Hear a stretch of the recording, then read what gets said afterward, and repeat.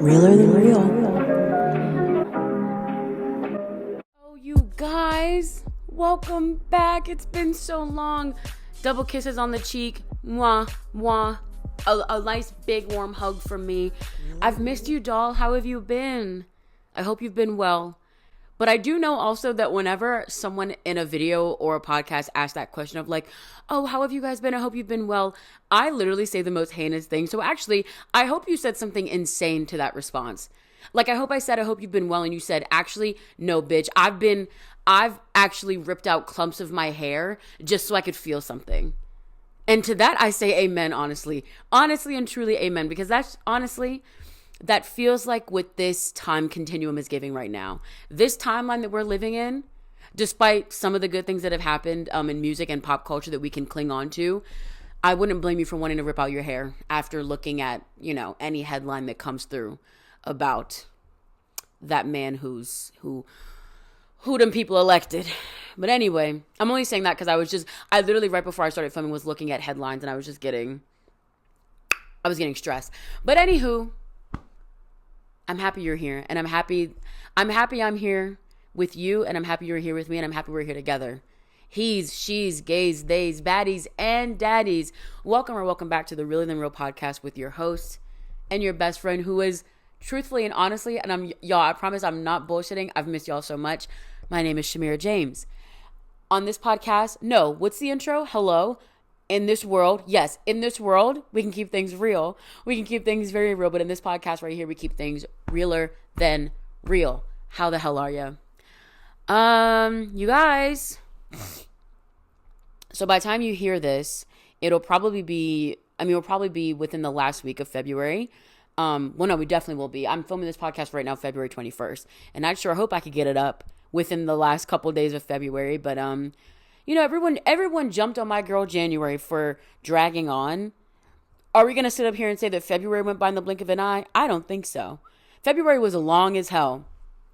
I was literally at work, and I don't know how it came up, but I was mentioning how I was talking to one of my coworkers about the Grammys, and I literally kept saying, oh, yeah, the Grammys last month this, last month that. Girl, the Grammys was this month.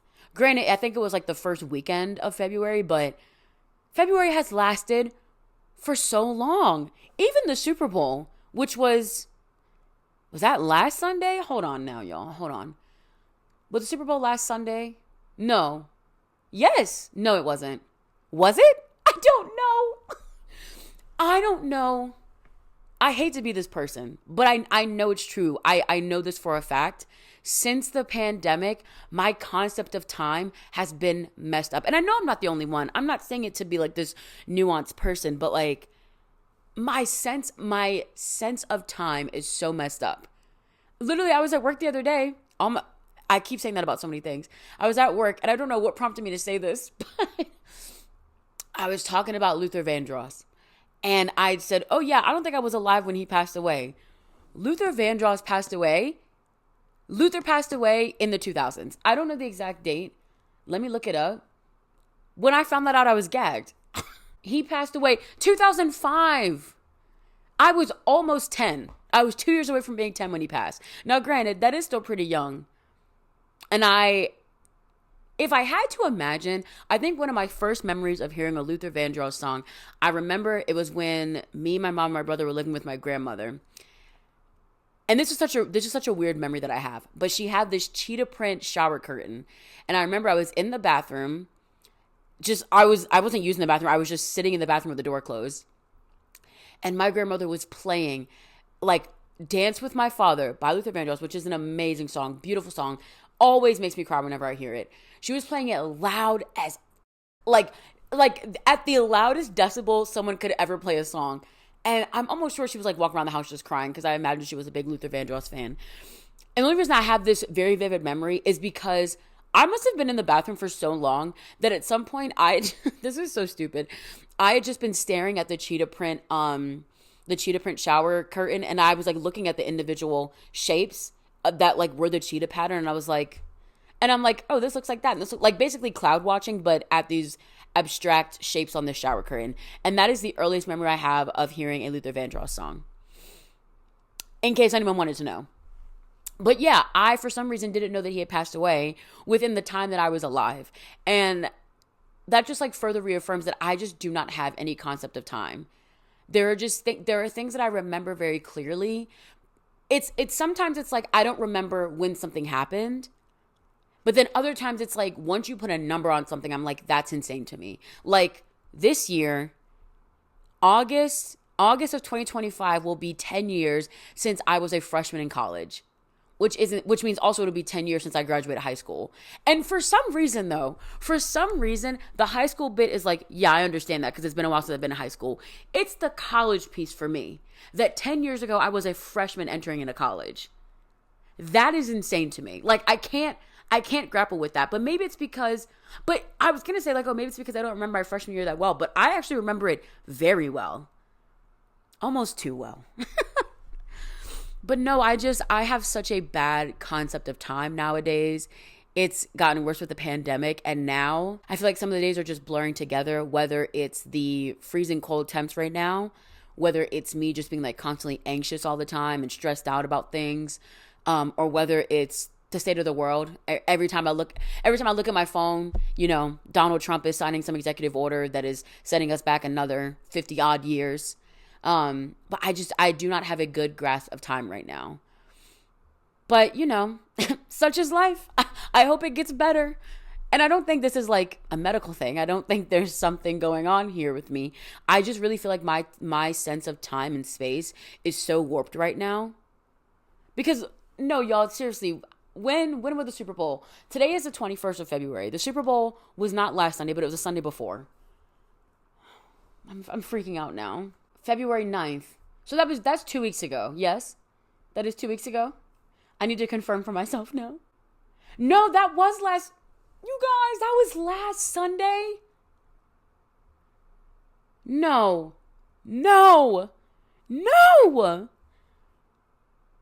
Oh, wait.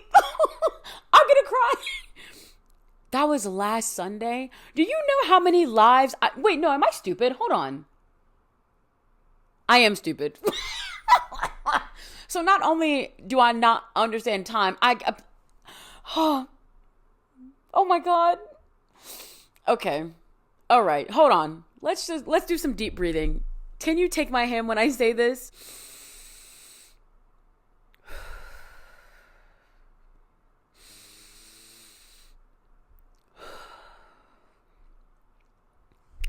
Can I not read a calendar? God damn, I almost just gave myself a heart attack. Do you see how worked up I get myself? This is where the anxiety comes from. Like every time I sit around, I'm like, why am I so nervous? It's because I have a million thoughts running around in my head. And they probably all could be solved by just like slowing down and thinking about something a little bit analytically. But no, I apparently would rather just spiral about everything. God, what is wrong with me? I am a problem. Oh my goodness. Anyway, I think I was talking about this topic on TikTok. I was live on TikTok. If you're not following me, first of all, well, you'll get the social media or you'll get the podcast ad later on about following the podcast on social media. But if you're not following me, Shamira, the creator, not the creator, Tyler, the creator, don't sue me. I meant Shamira, the content creator, not, oh my God, he gonna come after me. Oh my God, no, stop. I listen to like him almost every day. Do I look like him?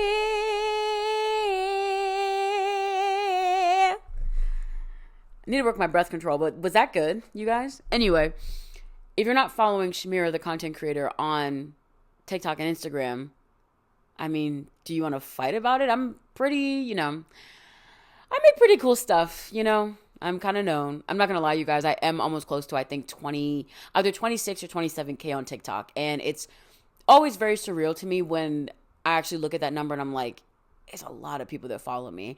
And it's even to the point now, I get recognized in public sometimes, which is pure insanity to me. Actually, this isn't what I was going to talk about next, but I do want to bring this up. I get recognized out. I won't say a lot. Like, it doesn't happen every single time I go out, but when I do go and it does happen, it's surreal to me. Most recently, I got recognized by a student at work. So a lot of content I make is commuting content. And a lot of people, students that go to the school that I work at, they recognize the university shuttle. So that's how I get found out. And I was doing like tabling at work, and this student comes up and he looks shocked. I don't even want to say he looked like he saw a celebrity because I don't want to gas myself up like that. But I mean, he did. And he's like, oh my God, I recognize you. And then he was like, I just love your videos so much. And he was like, you're like one of my comfort creators. And I'm like, oh, thanks. Oh my God, that's so sweet. And then my coworker, God bless her, she was like, oh, you guys should take a picture together. So now there's a picture of me with this student, you know, just in their phone because he met me and he likes me. That happened once. I got recognized I was standing at Union Station just waiting for the train. I saw this person approaching me and I'm like, and I was like kind of standing by myself. So I'm like, this person is literally beelining towards me. They weren't moving fast, but I saw them walking straight and they turned around and started walking towards me. I was like, oh my God, what's about to happen? And then it was this person who I guess had just recently moved to DC. And he was like, your commuting videos have helped me so much and all this stuff. And I thought it was really sweet. I got recognized, I think, by 2 people who also work at my job. Not in my office, obviously, but just there. I went to Topgolf the other day and got recognized there. And like, it was like 2 girls and they were like, we were afraid to say anything. And I'm like, it's just so unserious, but in a good way, that people are like, I just didn't want to say hi to you. Why? It's me. You know, it's your girl. But yeah, that's crazy to me. But I'm saying all that to say that apparently, allegedly, looking at the numbers, I do have what the kids call motion on TikTok. But I brought all that up to say I was on live the other day. I love getting on TikTok live recently. It's so much fun.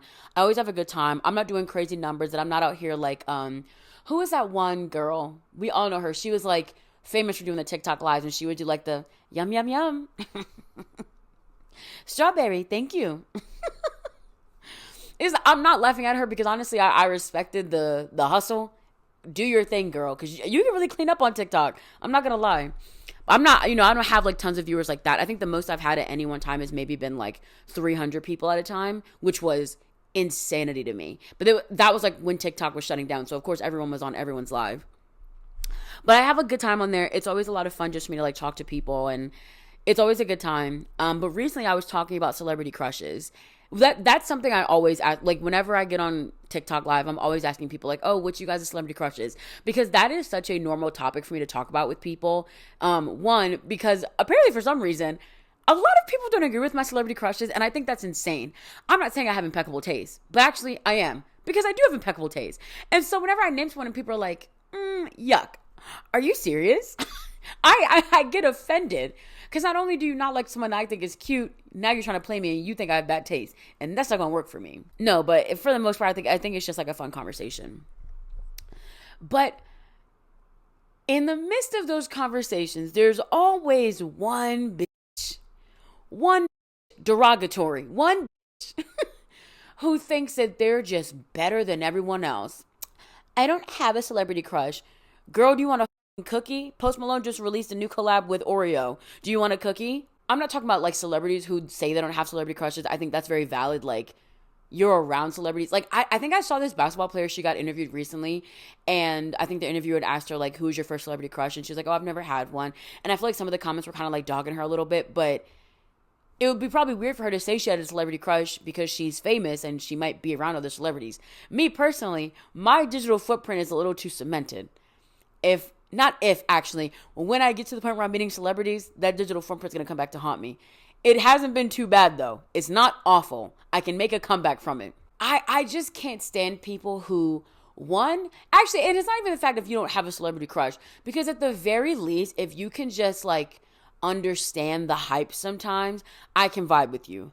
But the people that don't get it and then try to get on their high horse, their soapbox, and they're like, you guys, like, do you know they'll never know who you are? First of all, she'll never know who you are. I'm a star in the making. Now clock that T. Wake that up.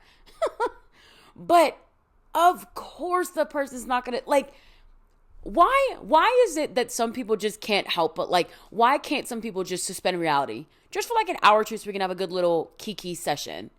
Why does it have to be this thing of like, oh, the odds of you meeting them are slim to none. Okay, and? Like, not to get deep, but like, I feel like those are the people that, like, they're in my mind what I call like the I mean warriors, where anytime someone makes a joke on the internet, there's always that one person that starts off their comment with, I mean, well, And you know they're about to just ruin the joke. And I see it happen all the time. This is actually like low-key my favorite thing to do on Twitter now. Whenever someone makes any type of joke on Twitter. Like just recently I saw a tweet and someone was like, I don't want no kids at my wedding. Sorry, not sorry. And then someone quote tweeted it and was like, it was clearly a joke. And they were like, yeah, after the flower girl does her big one, which that's so funny to call it, to call a, like, presumably what's going to be a child, right? A child doing her big one as the flower girl is hilarious to me. But the tweet said like, yeah, once the flower girl does her big one, she got to get Ubered home. And everyone in the replies is like laughing, having a good time. And then here comes, I knew the tweet was coming. I mean, at my wedding, we let the kids stay and it was fine and they had a good time. I don't know why everyone doesn't want kids at their wedding. Okay, that was your wedding. And this person's talking about their wedding. Yeah, I just hate people that just can never enjoy the fun. It's always got to be that one person that's just like, well, actually, it literally is actually, it's just so annoying. But, yeah, I think to know me in any capacity is to know that I am a girl with many celebrity crushes. It's not just like, oh, give me your top 5. Like, who was your first celebrity? Well, I could probably give you my first one if I really thought about it. But, like, my list, take it like this, right? I have a series on my main YouTube channel, shameless plug, Shamira James, on YouTube. I actually just posted my first video on my YouTube channel in 8 months. 8 months is pure insanity. It was an apartment tour. So if you've ever been curious about what the rest of this studio apartment looks like other than what you were seeing on the camera, if you're one of the baddies that watches, I always forget what it is. I think I say the baddies watch the podcast and the daddies listen to it. I believe so. But, if you're one of the baddies that watches the podcast and you've ever been curious about what this entire apartment looks like, you should go watch that video. Shameless plug. But yeah, I have a series on my main YouTube channel that I'm hoping that I have the energy and the capacity tomorrow to film another video for it. I would literally rank my celebrity crushes by their zodiac signs. So now that's 2 levels of crazy that the internet hates. Because the internet hates girls that have celebrity crushes and the internet loathes the astrology. Me personally, that's my brand, baby. But yeah, to know me at all is to know that I love celebrity crushes. I just think it's fun. I think it's a fun way to like get to understand people. Because for me personally, sometimes it's not just about how good the person looks. Although, I mean, that's 80% of it. But sometimes it can open up, maybe that's the problem, right? Is that y'all don't know how to have a conversation with people no more. The art of conversation is dead. And actually, welcome to my TED Talk. I'm going to talk about, but I do think, okay, let me finish the thought. In talking about celebrity crushes, like if you say, oh, I like this movie star. Oh, I'd ask, oh, what have you seen them in? Or you say, I like a singer. Oh, what are some of your favorite songs by them? That's how we have a conversation. And now all of a sudden, it's not about celebrity crushes. It's about the media that you take in and consume. And do you like this person purely for their physical looks? Or did you fall in love with them because of a way they portrayed a character or the way they handle themselves in the media? Like, it can be a conversation. But some of y'all don't know how to have, the art of the conversation is dead. I really do think the art of conversing just kind of almost like endlessly. Like one of my things that I almost romanticize is having friends come over, or even just having one person come over. I sit in this chair, you sit in that chair, and we just talk. We have food, we have some glasses of wine, and we just talk endlessly. That's one of my favorite things that my friend Emma, whenever she comes up here, whenever she comes, it's usually for a weekend, and like one night is a going out night, or maybe it's during the day, but we always end up having a night where we're just sitting in here just talking endlessly. We were actually, the last time we were here, we were doing it at my dining room table. And I remember, Emma, if you're listening, I don't know if you remember this. We were sitting at my dining room table with the windows open. It was like in the summertime.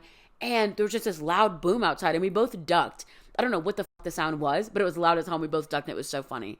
But I just love having conversations with people. And ultimately, maybe not ultimately, because, I mean, the reason behind the celebrity crush at a superficial level can just be, I think this person is hot. But like when I look, so literally at my desk, this is so stupid, at my work desk, at my place of work, I've decided it would be funny, right? Very personality hire, esque of me to print out, this is actually so stupid. I printed out like a a sheet, a flyer basically of my celebrity crushes. And right now it is Nicholas Chavez, Cooper Koch, and Roman Reigns. Like, and yes, all those men are like undeniably attractive to me. And there's reasons why I think that they're attractive, like that go on to a physical level. But individually, if I look at someone like Roman Reigns and like, obviously he's hot, right? But how did I get to know Roman Reigns? Wrestling. Oh, and now I can tell you, I've been watching wrestling basically all my life. One of my earliest memories of watching wrestling, I think this was like, I remember being super, super, super young. Like, this is crazy to me that I have this memory, right? Because I feel like I was probably like 3. I feel like I was super young. And I remember we were at my grandmother's house when we used to live with my grandmother. And it was me and my mom in the room. And we were watching wrestling. And I saw Stone Cold Steve Austin. I was obsessed with him. I loved him. And I still think Stone Cold is like a fun wrestler. But I've been watching wrestling all my life. My mom she had been watching wrestling with me. And then I stopped watching it for a while. And then I got back into it around like the middle school era. Me and my brother got into it. And then my mom would take us to shows and stuff. And it starts a dialogue about it. For me personally, some of y'all might be shallow. I personally have lore to me. I can't help that everything I do has a story. I just can't help that I'm the most interesting woman in the world. I'm sorry. No, but I do think there's something fun about celebrity crushes if you allow people to actually talk about it and talk about certain experiences that shape them. And I don't want it to sound like I'm that kind of person that's like, every tattoo has to have a meaning. I'm not saying that. You could literally have a celebrity crush just because you think they're hot and you're trying to hunch up on them. And that's totally fine. I have some of those as well. I feel like I'm being so loud, actually. I feel like I'm yelling because I just heard like my echo a little bit. But that being said, I found some interesting articles that I would like to read with the class as we talk about celebrity crushes.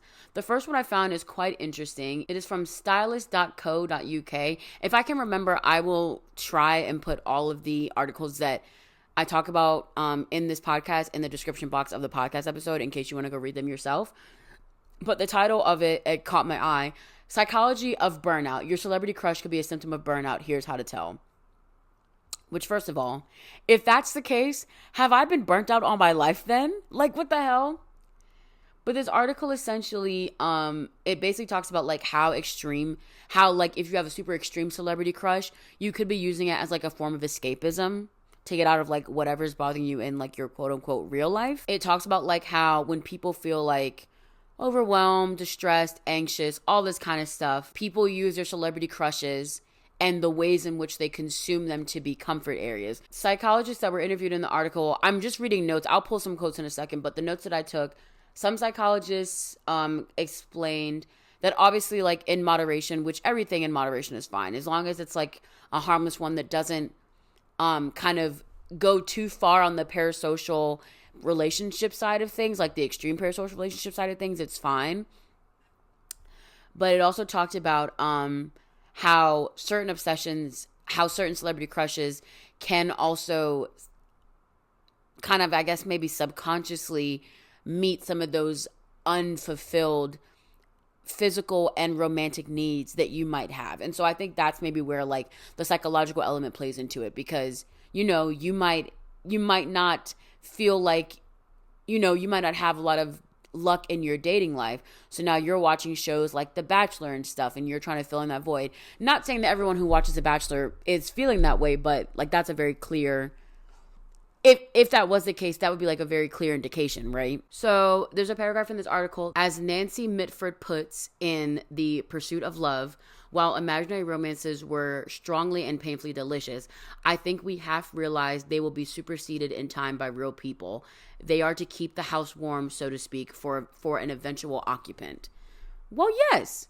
But now this raises a better question. And this is the conversations that I always get wrapped up into, considering the fact that, there is an occupant in this warm home of mine. Actually, I don't know what warm house is referring to. Am I being nasty, y'all? Is that my bad? I don't know. Now I feel like I'm being inappropriate.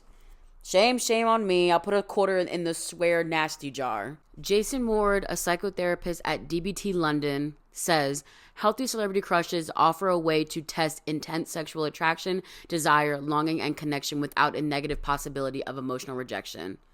Well, yes, Jason, you ate. A healthy crush is one that passes after a short time. Ooh. Oh, wait. Actually, Jason, come to the front of the class. You actually did not eat. An unhealthy crush looks a little bit more like an obsession, all-consuming thoughts of the person, desperate longing for them to mystically enter our lives one day. Ooh. Far-fetched fantasy scenarios. Unhealthy crushes can cause feelings of rejection, low self-esteem, and feelings of inadequacy, which can have a huge emotional impact on our well-being. Okay, so let me just say this, right? Let me just say this.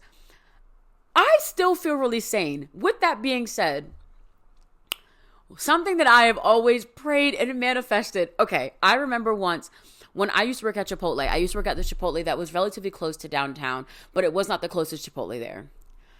And it was one summer where One Direction was touring and they were in Baltimore City. You guys, one, I was pissed I couldn't go. I didn't have the money. But two, you guys, you could not have told me that night that they were not going to pull up to our store to get something to eat. And here's my thinking, right? Everyone's going to be expecting them to go downtown to Chipotle. Now, do I have any solid evidence that One Direction loves Chipotle so much? No. But did I feel like in my heart of hearts they were going to be there? Yes. Everyone would have expected them to get food somewhere downtown. This is literally my thinking. So maybe I might not, it might border obsession actually. I fear Jason might have called me out in this article. I knew they were going to come there. Like, everyone was expecting them to come downtown. We're right off downtown. They don't know the area too well. They've never really been to Baltimore City like that. So they're like, okay, this one's close. We'll go here. It kept getting closer to 10. And I'm like, y'all, we have to stay open just a little bit later. And I was semi-joking, but I was also kind of like, just a little bit later. I actually kept hoping, this is so terrible. I kept hoping that we would get like super busy around like 9:45-ish so that we would have inevitably had to stay open past 10. Because there is nothing that, like, everything in my heart of hearts, in my soul of soul, and in my mind of mind was telling me that they were going to come there. They never came. I was waiting for Godot and they never came. And I've but this is the problem, is that TV has made me think that this was possible. Because I know you all remember watching the 90s sitcom shows, and they always have the celebrity guest star on them. And don't let that celebrity guest star be a singer or a boy band. Because one thing about it, and two things for sure, that singer and or boy band's bus, their tour bus is just going to break down in this residential street. And they're going to come knocking on the first house they see. And I wanted that to be me so bad growing up. I still think it could happen. I live right downtown. I can't imagine if anyone's like vehicles will come onto my street. Also, my apartment you have to be buzzed into. But if they were ever feeling like it, if they just saw my apartment building and was like, I feel safe in this one. And if they looked on the code sheet and they were like, Shamira, now that's someone I could trust. I like this girl. Let's dial her code and see if we can get buzzed up. But imagine me sitting in my apartment. I'm probably like bonnet on, muumuu on, sitting here. I have on Family Guy in the background. I'm scrolling on TikTok doing my New York Times games. And my phone rings and I pick it up and it's like, hey, this is Bruno Mars. My tour bus broke down outside. Can I come inside and use your phone? Which also, like, using what phone? The cell phone that I have that you don't have? Like, what? Anyway. Wait, you guys, this article is making me feel bad about myself. But I think the main point of this article is obviously in moderation. I'm not out here plastering my walls in crushes. Well, not here, at least. But honestly, I just think it's fun. I think obviously in these articles, they have to look at it from a lens of like mental health and like medicine and medical things and, you know, medical terms and things like that. But I obviously think beauty's in the eye of the beholder. What's obsession to one person is to me just like a current fixation, right now. So like my fixations right now are Kendrick Lamar. And what that looks like for me right now is I've been listening to GNX nonstop. I've been like looking at I've rewatched Super Bowl performance so many times and just like other live performances of his. And I'm like watching his interview clips and stuff just because I want to know more about like him as an artist. Am I watching it in part because I think he's a little cutie? Yes. But also the way his mind works in music is very interesting. And he's also like a rather shy person. So I will honestly take any clip that I can get of him talking about his music or just like expressing bits of his personality because I think it's really fun. I found a Reddit thread on it, but all these people are just being stupid and dense about it. Because I just go back to the idea of people being like, you you know you're never going to meet them. You know they don't really know you. You know that, they're probably playing a character. You don't even know the real them. Who gives a flying fook? Who cares? Ultimately, for me, what it just comes down to is, can we not have fun anymore? What is a celebrity crush if not having some whimsy in your life? And ultimately, you guys, that is the problem with society nowadays. I know. Applaud me for a second. We don't allow ourselves to have enough whimsy. And I'm going to tell you the real life example I just saw about this. I don't want to play the mix on here because I don't want to get copyrighted, but there's a girl DJ and she just had a video that blew up on TikTok, and she had mixed together If I Ever Fall in Love Again by Shy and this new song called Viking, but she mixed the two songs together and it ate, and everyone in the club is having so much fun. I just think in part sometimes when you hear songs in the club that you typically wouldn't hear, I think that can create such a fun vibe in a club. But everyone in the video is having fun, enjoying the mix. And even when I saw the video on TikTok, everyone was just enjoying themselves. Like in the comments, people were like, oh, I would have lost my mind, blah, blah, blah, blah, blah. But then on Twitter, I see nothing but people who are hating.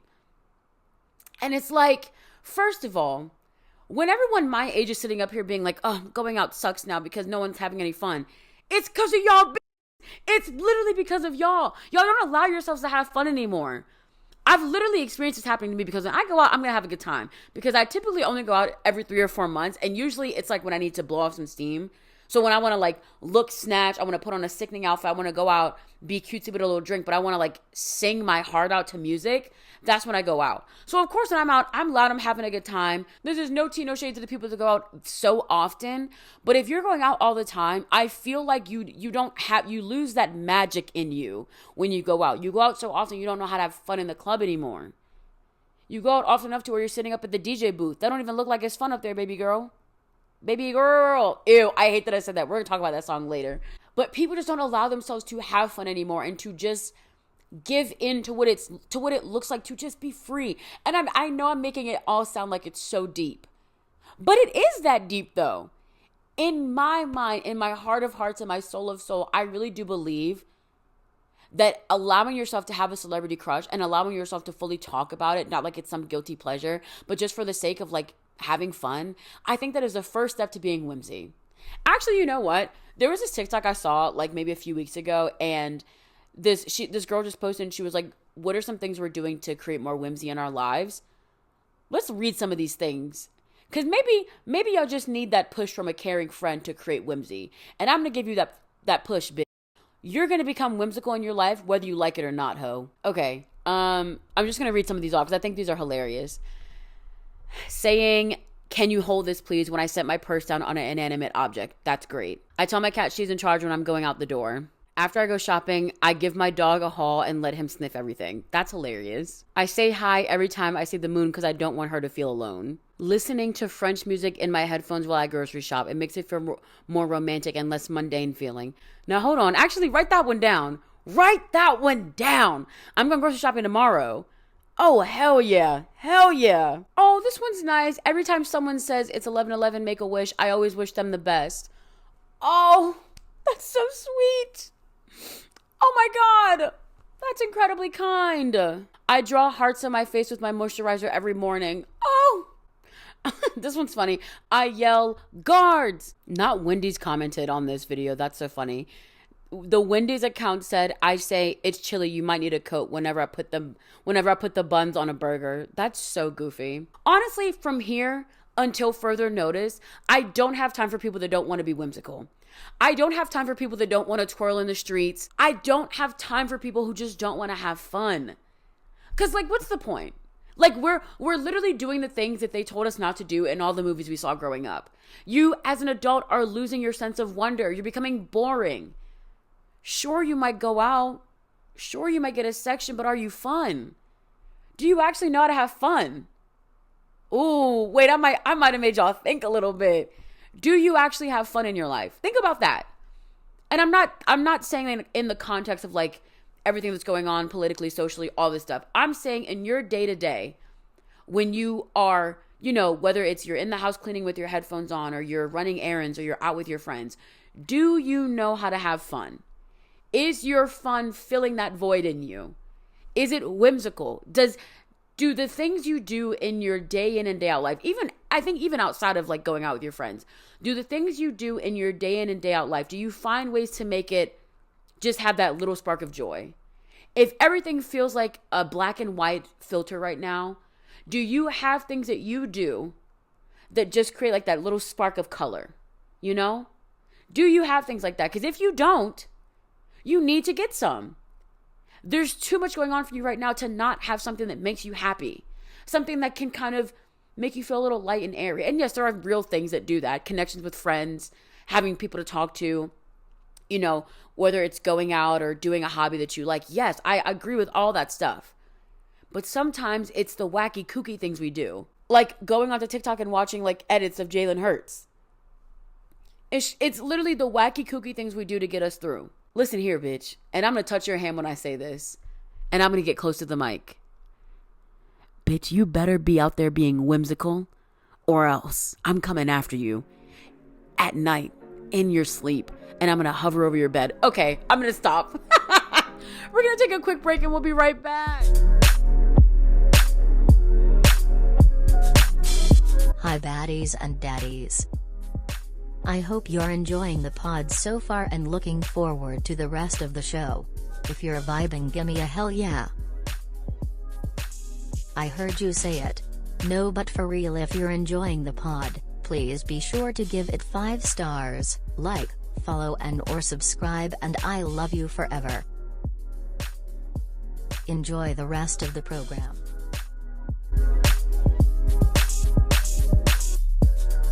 Guys, and we are back. If you're not new to this and you're true to this and you've been on the podcast before, you know, end of the first segment, beginning of the second segment, we like to do something a little fun.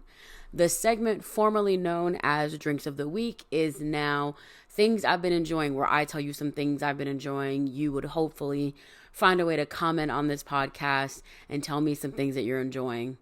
And then the world keeps spinning. Now, you would think after that lovely intro that would mean that I'm prepared every week to talk about things that I've been enjoying. But alas and alack, I am not. So let me think for a little bit. No thoughts in this brain right now. Because I feel like it's all the same stuff that I've been talking about. I say it every week, but I really have been enjoying cooking. The more that I cook, the more I'm just like, wow, this is so fun. Like, so no one told you life was going to be this way. Clap, clap, clap, clap. Like, cooking is so much fun. I literally, like, every single time I make something, even if I don't like the dish, I do have this kind of like retrospective kind of like hindsight's 2020 thing where I'm like, even if something didn't turn out the way I wanted to, I know what I did wrong and I can course correct next time I make it. Like the other day I made salmon and Brussels sprouts and mashed potatoes, but the mashed potatoes came out spectacular. Side note, when you make your mashed potatoes, do you like clumps in your mashed potatoes, and do you like skin on your mashed potato, or like skin in your mashed potatoes, meaning that the skin was not peeled off the potato? Me personally, give me both. I like my potatoes extra clumpy, and I like not a lot of skin in there. And maybe it depends on the potato you use. I do like some skin in my potatoes though. That's besides the point. If you disagree, pull up, because I want to talk about it, but I don't actually want to talk. I want to fight. Smooth mashed potatoes, please. Anyway, but I put the salmon and the Brussels sprouts in the oven, and it came out really good. Like the Brussels sprouts were impeccable. The salmon was a little dry. It's still well seasoned. It was just a little dry. And now next time when I make it, because I'm gonna get it again, because I felt very like healthy and like I felt like I was like, I don't know, counting my macros and stuff when I ate that dinner. And next time when I make it, I'm gonna make sure that I have a drizzle on the salmon. Because that being said, it was a little dry and I didn't have like anything to like go on top of the mashed potatoes or anything like that. I ended up making my own drizzle, but still, I made my own drizzle. Commotion for the skills. But next time when I make it, I'll know to not leave it in the oven as long. I left it in the oven so long because I was on TikTok live and I wasn't paying attention. And for some reason, I forgot to put a timer on the oven. But yeah, no, I've just been loving cooking. I made like this bomb spicy rigatoni the other day. And usually when I try to make spicy dishes, it just doesn't hit right. Like, cause there's spice and then there's heat. And sometimes I want the spice. I want a little bit of spice. I want a kick. Well, I also think that every cuisine has their own type of spice and heat. And the Italian spicy heat is like, it's not from a sauce. It's always going to be from like the herbs in it. You know what I'm saying? So, but I made this really, really good pasta, and it had good reheat value. Now, that's the thing, because sometimes pasta is good when you first make it. When you reheat it, it doesn't have that same charm. This one did. My mouth is watering just thinking about it now. I might have to spin the block on that one again, because that's a really easy one to do. But I think related to how much I'm enjoying cooking, I think I'm really enjoying like using kind of more natural-ish ingredients. Like recently, you guys, I have become a natural garlic girly. Now, trust me, I love my garlic powder, and I love my minced garlic in a jar, also known as jarlic. But I will say, and I hate to say it, but the natural ingredients girlies, they might have been in their bag when they said this. There is a taste difference. There is a taste difference when you cut up your own garlic. But also it just makes it feel more like a labor of love. So when I made that pasta, I cut up my own garlic. I cut up my own, onions. I use, heavy whipping cream to make the sauce. I shredded my own Parmesan, and I think I used Parmesan and Romano cheese, and I seasoned it all myself. And I was just like, damn, it just makes it taste that much better. Now, of course, if you don't feel like doing all that, if you're just the type to boil the noodles and you use the jar Alfredo sauce, do what's going to work best for you. For me personally, because a girl likes to eat, I feel like I should also learn how to cook, because the alternative then is me ordering food all the time. And that's never going to work. The days of ordering food are so done for me. This is something else I've been enjoying lately. Well, not something else I've been enjoying, but something I guess kind of something I've been enjoying. I enjoy public transportation in the sense that, one, I don't like how expensive Ubers are. So, for example, I have a pair of Beats headphones, and I've now broken them twice because I've been trying to put them over my big head apparently, and I always break the extender. Like it always like snaps in two, or not snaps, but like it gets detached. But it's so weird because it hasn't. I think I bought them. It's 2025 now. I bought them November 2020. Hold on now. No, I bought them November 2023, and they've been fine up until November of 2025, and they broke, and I was freaking out. But I remembered I got the warranty, and it lasted me for 2 years. So I used the warranty to get them repaired in November. Just now, literally, like I think last week, they broke again. I dropped them off at Best Buy this past Sunday, and I actually got the text from Best Buy. They're ready to be picked up. But the day that I was going to go to Best Buy, one, I slept in too late. I had an appointment with Geek Squad, and I slept in too late. So I was like, well, I guess I'll just take an Uber up there. But also it was raining, and I don't mind taking the bus, but when it's raining, sometimes I'm like, I can't put myself through that. And it would have taken me 2 buses. It's just a lot. So I'm like, okay, I'll take an Uber to and from. $20 each, $40 on an Uber. $40 Uber round trip. Now, I know, honestly, $20 is kind of like the base price for most Ubers kind of nowadays. Like, I kind of feel like people expect to pay around $20 for an Uber depending on where you're going. But for the most part, it's probably going to be $20. And I was just so irritated because I'm like, I wish I would have got on the bus. Not really, though, because that's the thing, like, taking an Uber. And don't tell me about, do not sit up here and be like, well, if you just drove, it would be, shut up. Because I know you were thinking it. I know you were like, Shamira, if you just drove, it'd be easier. Shut up. Bad bitches don't drive. Uggos like you do. No, I can't say that. Bad bitches don't drive, and I'm the baddest bitch out here. Like I keep telling y'all. Anywho, but yeah, I was irritated that I take an Uber. I like public transportation, one, because it's cheap. It's affordable, people. And if you are sitting up here talking about driving, and I'm talking about the affordability of public transportation, come on, capitalist queen. Now watch, check yourself at the door right now. But sometimes I think what I like about public transportation is that I can really just put on my music and just vibe. Now, of course, I can wear my headphones in an Uber, but then it's like a quick ride. I'm not really getting a vibe that much. And sometimes it's like, if I'm going to leave the house, I might as well have a good time and vibe. So like when I go grocery shopping and stuff, I take a few different buses to get to the stores I want to go to. And some of the comments that I see on TikTok, people are like, oh, it's a shame you live in a food desert like this and you have to go super far. I don't have to do anything. But I just like it. I think it's a part of the journey. And like, I'm a young woman who lives alone. I don't have a car. How else do you expect me to get around? I'm not about to waste all my money on Ubers and then be one of those people that's sitting up here being like, I have no money for anything.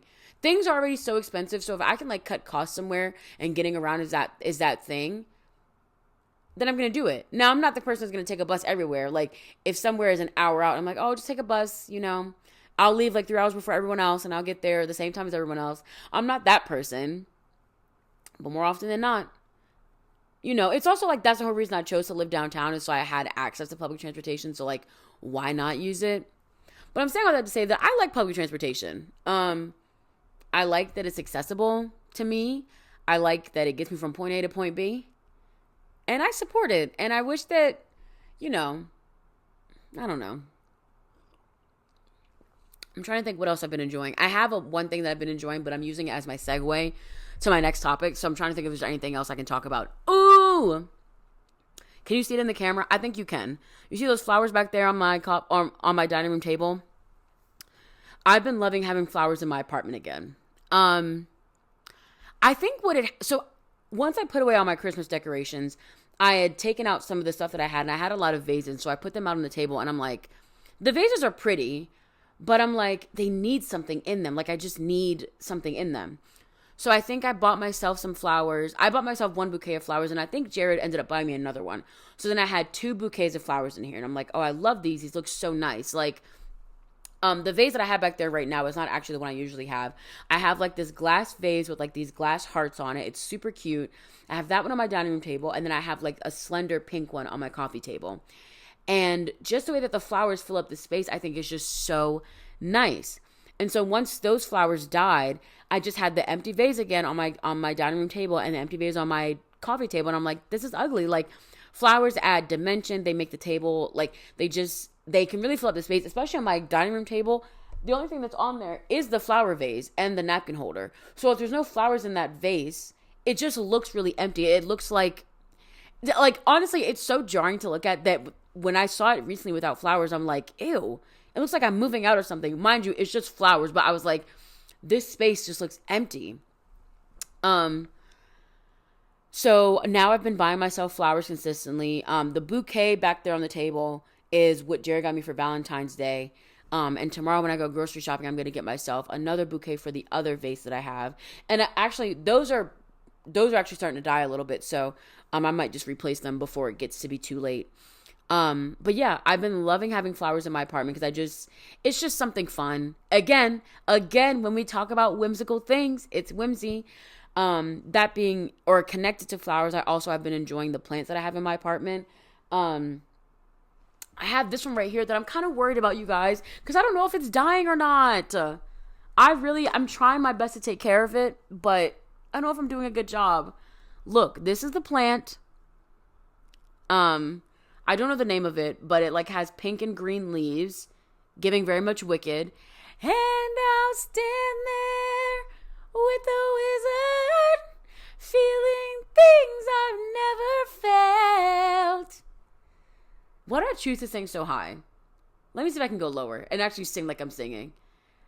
Oh, I just got nervous. Wait. And though I never show it, I'd be so happy I could melt. And so it will be for the rest of my life. And I want nothing else till I die. Held in such... No, that was bad. Wait. Held in such high esteem. I sound bad. I just want to do the ending part. When people see me, they will scream. Let me clear my throat. For half of Oz's favorite team. The Wizard. That was good. I can't do this last part. Can I? Hold on. And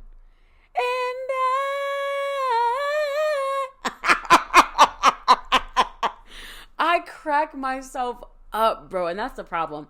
Now, we need to talk about the delusion of making yourself laugh so much, because I really think it's a problem that I think I'm as funny as I am. Anyway, this plant, pink and green, right?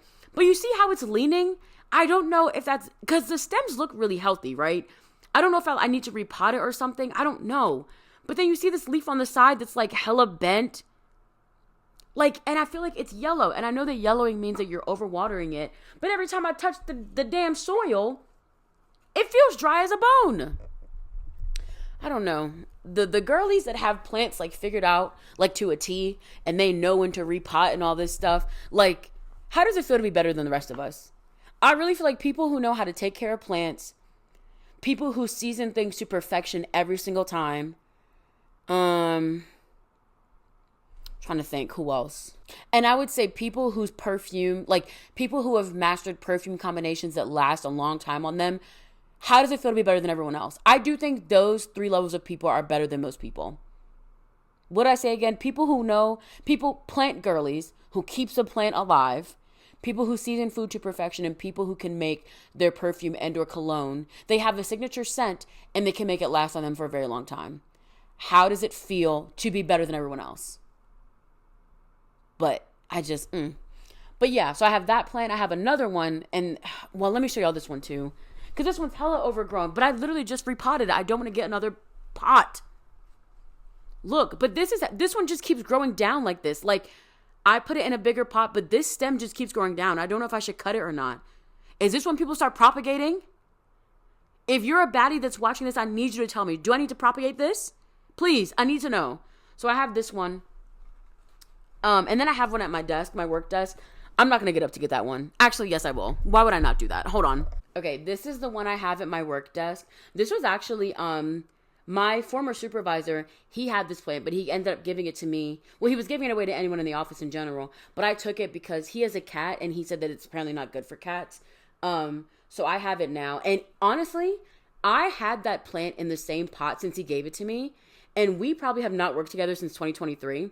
And I only just recently repotted it. He told me that it's a very low maintenance plant. You don't have to ever really water it. And so I barely did. I'd had it in the same pot for a while. And then once I started getting more flowers, or once I started getting more plants, I learned about like when you have to repot a plant. So I took this plant out of its pot. When I tell y'all those roots, they were overgrown as fuck. And I'm like, oh my God, like I'm a terrible person. Because why have I not done this before? But I didn't know. I didn't know you had to repot plants until very recently. So anyway, I've repotted it, and I've seen some new growth on the stems, which I think is so cool. Like, it almost happened instantly once I repotted it. But yeah, I like this plant a lot. I got this planter for like super cheap. It was like $2 or $3 at HomeSense. And yeah, I like learning about different ways to take care of plants. So I really like this one. This is cute. It's like the perfect plant to have on my workstation. It's like the perfect pop of color. And then I also have a little cacti over there. Cacti are very low maintenance. I'm thinking about putting some in the bathroom, but the problem is that most plants, they need light. And I don't have any natural light in my bathroom or my kitchen, and that's where I want actual plants. Right now I have 2 fake plants in there, and they're cute. Right, they're cute, but I think the problem is that they look too fake. If I'm going to have I'm at the point now, I'm at the level of adulthood where if I'm going to have a fake plant, I want it to at least look real. Like back here on this wall behind me, so if you see right here, I have this grid of 6 pictures. I want a plant back there, but I want something big to take up that space. And I know that a plant that size that would be real would be super expensive. Now, like I said, having plants in my home is something I've been enjoying, but not that much, bitch. So I need to figure something out. But yeah, I've been really liking that. And the last thing that I've been enjoying, you guys, has been Mr. Kendrick Lamar, K. OK Llama, Mr. Morale, if you will. Mr. Duckworth, I'm sure as some people call him. I shouldn't call him that because I don't know him personally. Although I do feel like we're connected as short people who are haters. Short people who are haters, we're on the map now. Because one thing about me, I'm the biggest hater. I hate the way that you walk, the way that you talk. I hate the way that you dress. I hate the way that you sneak diss. If I catch flights, it's going to be direct. Oh, you guys. I've been enjoying listening to Kendrick Lamar. I'm not very famously, but I'm known within small circles here and there to, for the longest time, say that I don't listen to male rappers. I don't, like, it's so funny. If a new rapper were to come on the scene and she's a woman, I have a higher chance of listening to her music no matter what. Even if it's like not even that good, I'm always going to be like, ooh, girls. I mean, that's how I became a fan of Ice Spice initially. Like, Ice Spice, her music was not good when it came out, but because I liked her vibe at the time and I liked the beats, I was like, wait, this kind of, you thought I was feeling you? That a munch. Eat it for lunch. I was like, wait, this kind of eats a little bit. If a man came out with that song, I would have said, now, what is the world turning into? Lord, Lord, the men you sent down here to build houses are talking about being munches. Help. That being said, it's not that I have never listened to male rappers. I just don't flock towards them. But I would be caught red-handed in I was about to make a stupid inside joke. I would be caught in a bold-faced lie if I were to tell y'all that Kendrick Lamar has been the only, if I were to say that Kendrick Lamar has not been the only thing I've been listening to basically since the Super Bowl, but I mean, honestly, since Not Like Us dropped, but, and I want to say this, I've always been a fan of Kendrick Lamar, just not as much as I am now. Like, now it's like full force. I'm obsessed with GNX, which is his most recent studio album.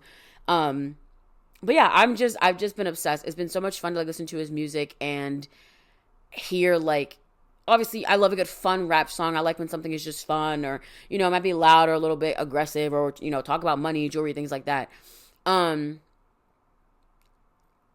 I like the like more kind of like, I like Kendrick Lamar's style of rapping, and I think also knowing like the type of artist that he is, it makes it fun. I mean, you know, I definitely love an artist who can like have fun and like be a little goofy and silly with their music, but sometimes I feel not connected necessarily, but I do feel a deeper appreciation for an artist when I know that they take their craft very seriously. That's why people like Beyonce, I always get so flabbergasted when people aren't big fans of her, because knowing how much work she puts into her process, to me, that almost could make someone a fan. Like knowing that someone works so hard to do things, whether that work ethic comes out in how they produce their art, how they are in the studio, or like even just the emotional journey that they took to get there and how they're putting that into the music.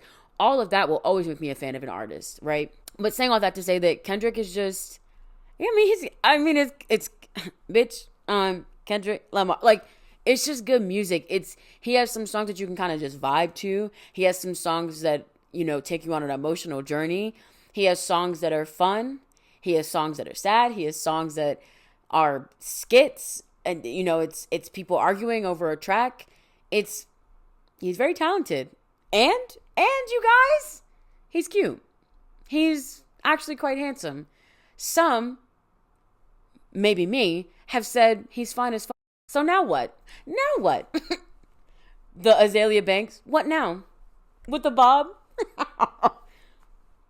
But I've really been enjoying listening to Kendrick Lamar lately. It's been good music. I mean, it's always been good music. It's Kendrick Lamar. He's consistently making... Wait. Oh, I want to play this thing. I hope it doesn't get copyrighted. But it cracks me up because I think he made this, like, Wait. This shit never fails to make me laugh. Hold on. I think he made the song as a joke, right? Or like he covered this song as a joke. Or remixed this song as a joke. It's bad.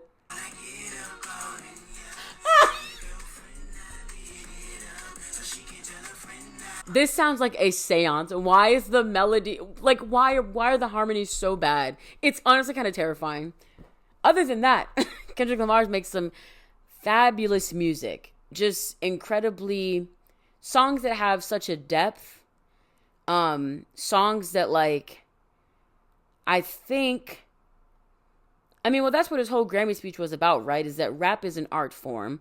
And I'm going to talk about all of that in a little bit, but hearing him say that, knowing the work ethic that he puts into his stuff, it's like, yes, it's an art form. Listening to his music, listening to full albums of his, they are artistic journeys. I've said this before on the podcast before that I've said this before on the podcast that I really like narrative stories. I love stories that paint a very clear picture.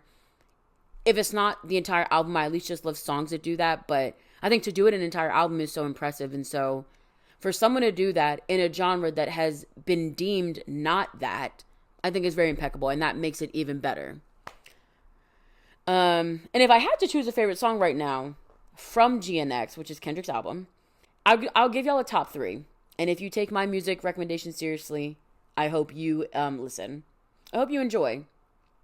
I feel like Luther with him and SZA, I feel like was guaranteed to be a hit. It is just such a vibe. It's almost like I can't even count it.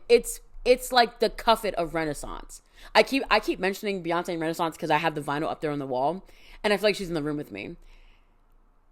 It's almost too good to count. Like, I want the deep cuts almost, the ones that people aren't really talking about that much.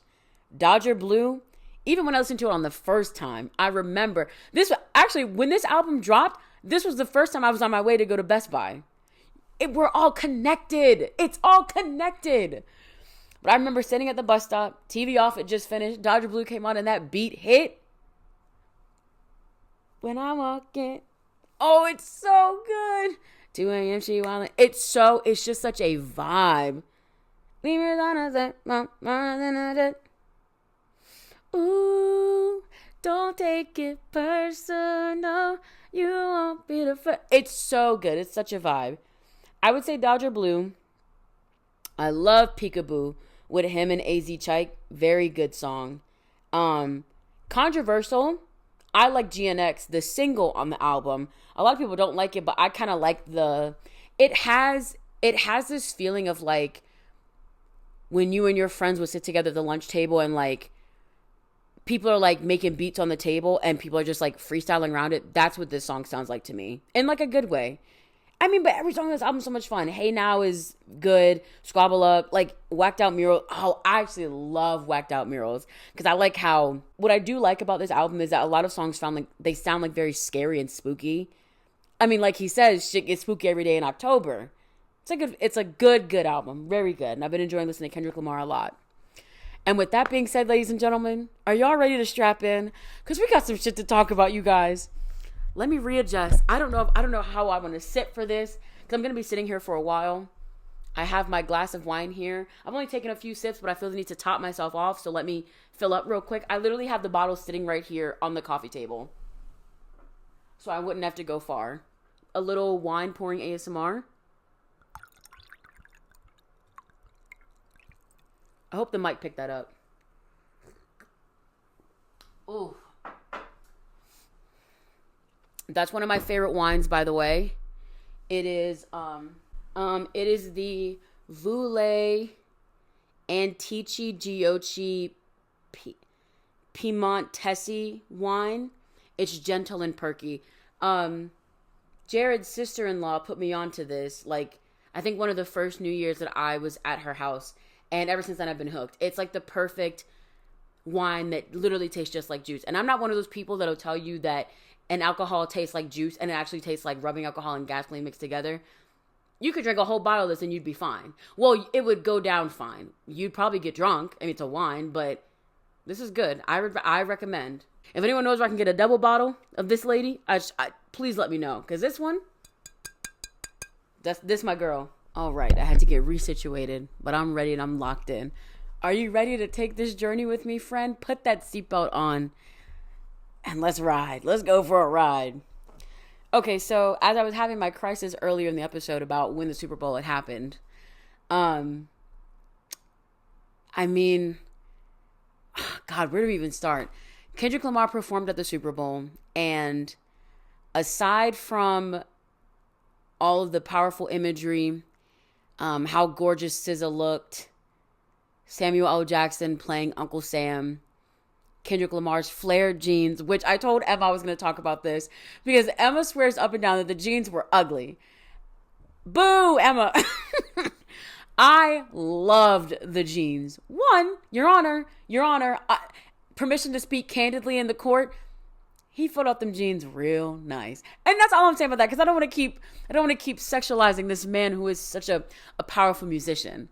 But great googly moogly. In those jeans. Oh my God. But yeah, aside from the flared jeans, the custom jacket, all that stuff, the diamonds that were dancing in his chain. Perhaps the biggest moment of the Super Bowl was when Kendrick Lamar's performing Not Like Us, a diss track to Drake, the final diss track that ended the beef between him and Drake. And I mean, it was a gag when he said his name in the song, but when he performed it live, and he not only looks directly at the camera, but he smiles. And he says, "Say, Drake, I hear you like I'm young." Finish the lyric. I know you know it. "You better not ever go to say a black one to any bitch you talk to when they in love.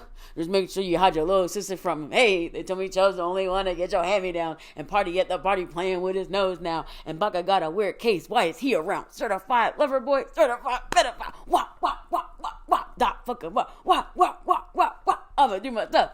While you trolling like a bitch, ain't you tired? Trying to strike a chord, and it's probably A minor." My neighbors hate me. That I know. But, well, yeah, I think him saying, "Say, Drake," and looking at the camera was probably the biggest moment. Everyone in the entire stadium yelling A minor at the top of their lungs. A week after everyone at the Grammys was yelling A minor at the top of their lungs. That was pretty big. I also think Kendrick, it might not have been as big, but it was pretty significant for those who knew what was going on. But Kendrick saying in front of who were being called Kendrick's Angels, in front of them saying, "I want to perform their favorite song, but you know they like to sue." So the Super Bowl was an incredible performance. One, if not for the artistry, I think just two, like watching how it's put together. I've watched a performance so many times. I'm definitely someone who I will watch live performances over and over again, especially something like that, because I feel like there's always something else you can pick up on. If you appreciate the artistry that comes along with choreography, and if you truly do believe that there's rarely ever a time in art where something is an accident, and you feel wholeheartedly that you think everything is intentional. I watch a performance so many times because I feel like I see different things. And if I'm not seeing different things, I'm just noticing different dancers stand out. And some of those dancers are popping up on my For You page. So like they'll post pictures of the performance and I'll go back and watch. I'm like, oh my God, I see them there. The performance was great for just the visual aspects of it. It was just visually very appeasing. I thought it was so cool. I loved, capital L, capital O, capital V, capital E. I loved the flare jeans. Sorry, Emma. I know. But I cannot tell a lie. I cannot tell a lie. But I also just loved that he straight up looked at the camera and said, "Say, Drake." So, right, for some people who don't know, funny enough, I think it happened last week. Someone that I work with, they were asking me, they actually called me on Teams to ask if I could do them a favor, but they also said, "I feel like you would know about this. Can you explain to me why Kendrick looking in the camera was such a big deal?" And I gave them a very brief description of what had happened between Kendrick and Drake and how we got here and why that moment became the biggest moment. And as I thought about filming this episode, I didn't know if I was going to give y'all the full story of everything that happened. If I was going to tell y'all brief, I was just going to give my thoughts. Here's a couple things I know about myself, though. I'm a yapper. So I'm going to talk a lot. Regardless of if I decided to give very brief detail, I'm going to have a lot of things to say. That being said, let's just get right into it. Where did the Kendrick and Drake beef start? Sources will say, and for those of you who don't know, Kendrick and Drake, I can't say they were ever friends. I don't know if they were friends. They have worked together in the past. Kendrick opened up for Drake on a tour. They were on Poetic Justice together. They had worked together on things. That is a fact. That is lore. The girls have been friends before. Rap music, how do I put this? To call someone out in rap is not always because you have a direct beef with them. Sometimes it is just a part of the sport. Sparring is a part of the sport. It's the same thing, like, I don't know, when men play pickup basketball or something. I can't think of something like lightly competitive that the girls do. I don't know. It would be like a light kind of like, I'm trying to think of something lighthearted that girls also do. That like, it's just meant to like have fun, right? Like when, in terms of like a game of pickup basketball, obviously, Y'all are playing it to like stay fit, I guess. I don't know why men do things. I stay out of men's business. And actually okay, well, let me say this. And actually, that was how I felt when this beef first started. I said, that's men's business. That ain't got nothing to do with me. But the music kept getting better and better and better. It just got messy, and that's what I loved about it. But like, when y'all play your pickup basketball games, when men play pickup sports games, they're playing obviously for the act of like it being fun, but they're also playing to like show their athletic ability off to their friends. They're not competing against each other. It's just fun and games. In 2013, when Kendrick got on Big Sean's song Control, and he released, or his verse called out every relevant rapper in the rap game at that point, that's what he was doing. It was a friendly sparring. It was to show off his lyrical prowess. It was to just have fun, right? Maybe not to have fun, but it's a part of the sport, right? It is a part of rap culture to kind of do that. It can be a friendly jab. It can be serious sometimes, right? I mean, calling out someone in a song can be very direct, but other times it can almost be a bit of like a compliment of like, oh, I see where you are, and I'm going to get there because I also have the skills and I respect you, but I'm trying to get like you in a way that almost makes it seem like I'm better than you, right? That's what it is, right? So in this song, Kendrick calls out J. Cole, Big Crit, Wale, Pusha T, Meek Mills, A$AP Rocky, Drake, Big Sean, Jay Electron, Tyler Mac Miller. Mind you, Jay Electron is on the song with him. He literally says, I got love for you all, but I'm trying to murder y'all. Respectfully, of course. And again, that is par for the course. That is what the sports are. That's what the sports do. That's what the sport is. What I think happened, in either the very next day or in the days after, Drake was on Angie Martinez's radio show. And she asked him about it, like, oh, how do you feel being called out and stuff like that? Again, all friendly stuff. Drake's first problem, his first issue, where he first messed up, is that he took that personally. And he let his feelings be known, but not in a way of like, oh, it kind of upset me, kind of hurt my feelings. Drake made it seem like, oh, well, yeah, he said that, but we were just friends, so if we have beef, like, you need to let me know. Taking it really to heart. What Drake did is basically like that one. I'm only saying this because one of my favorite vines. Do you know the vine of that, the girl that's like, when I leave, you want to keep doing this, but then when I come around, you don't want to post up. So why don't you say to me? That's one of my favorite vines. But Drake took it personally. Very a la not Michael Jackson. Very a la Michael Jordan. I took it personally. He took that very personally. He made it seem like, Kendrick, why would you say those things about me when we were just friends? And sure, maybe you could say that. You could say, oh, I kind of see why Drake was upset. Though I will say, there was nothing particularly malicious about what Kendrick said. Yes, he said he was trying to kill everybody in the rap game. Yes. Well, yes. But he didn't say anything nearly as what was going to come later in several songs that he released within this rap beef. Drake took it very personally.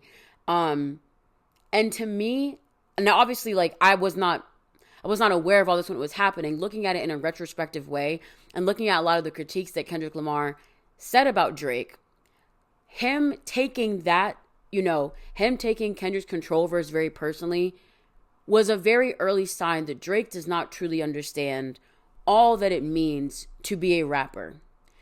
He does not truly understand he doesn't truly understand that within the context of rap culture.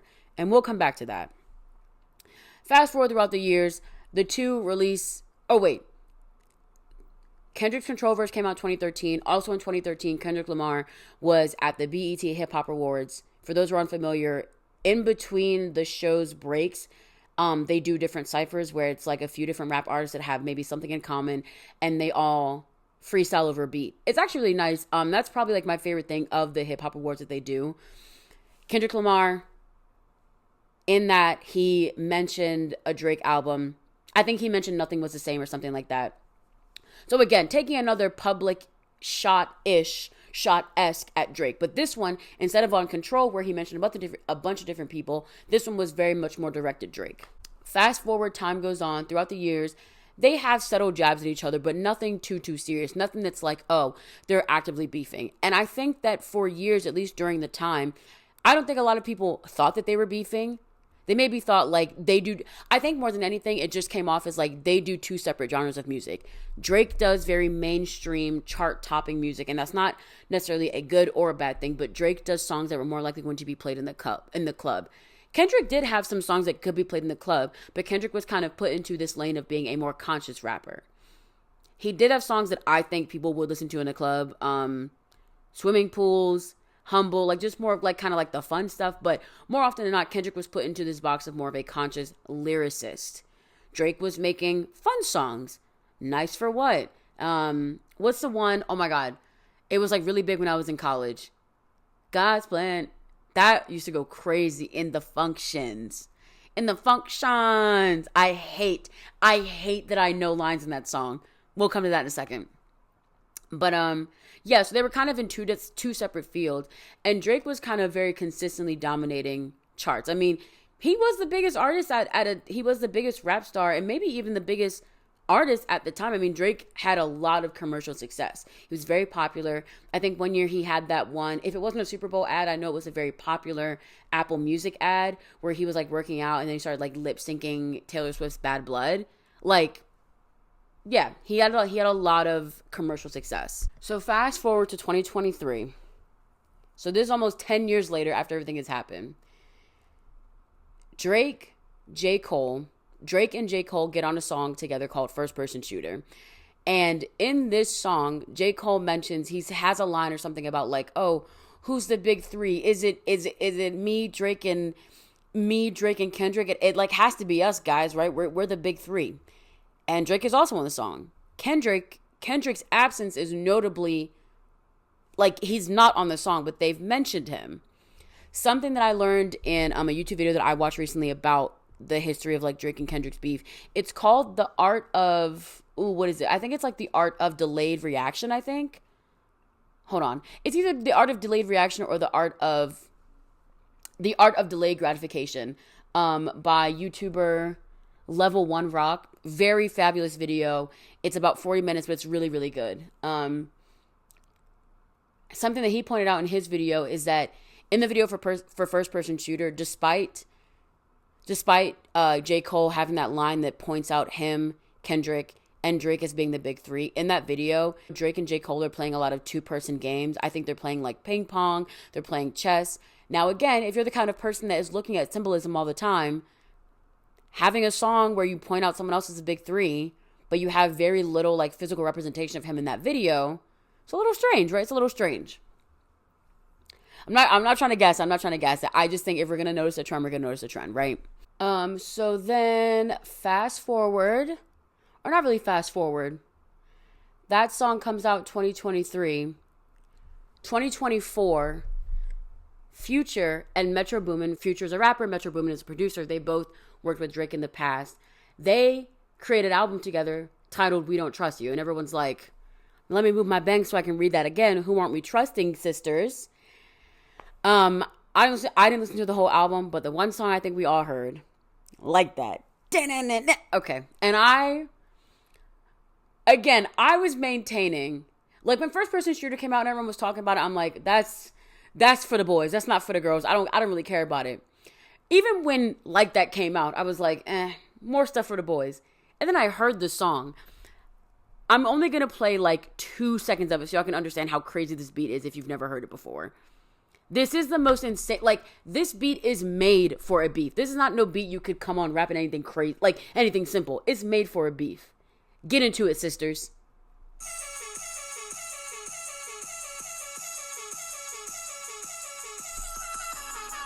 Are you serious? Are you serious? To even show you how crazy it is, someone put that beat behind Megan Thee Stallion's Hiss. And if you listen to Hiss actually is the first rock that was thrown at the Drake wall.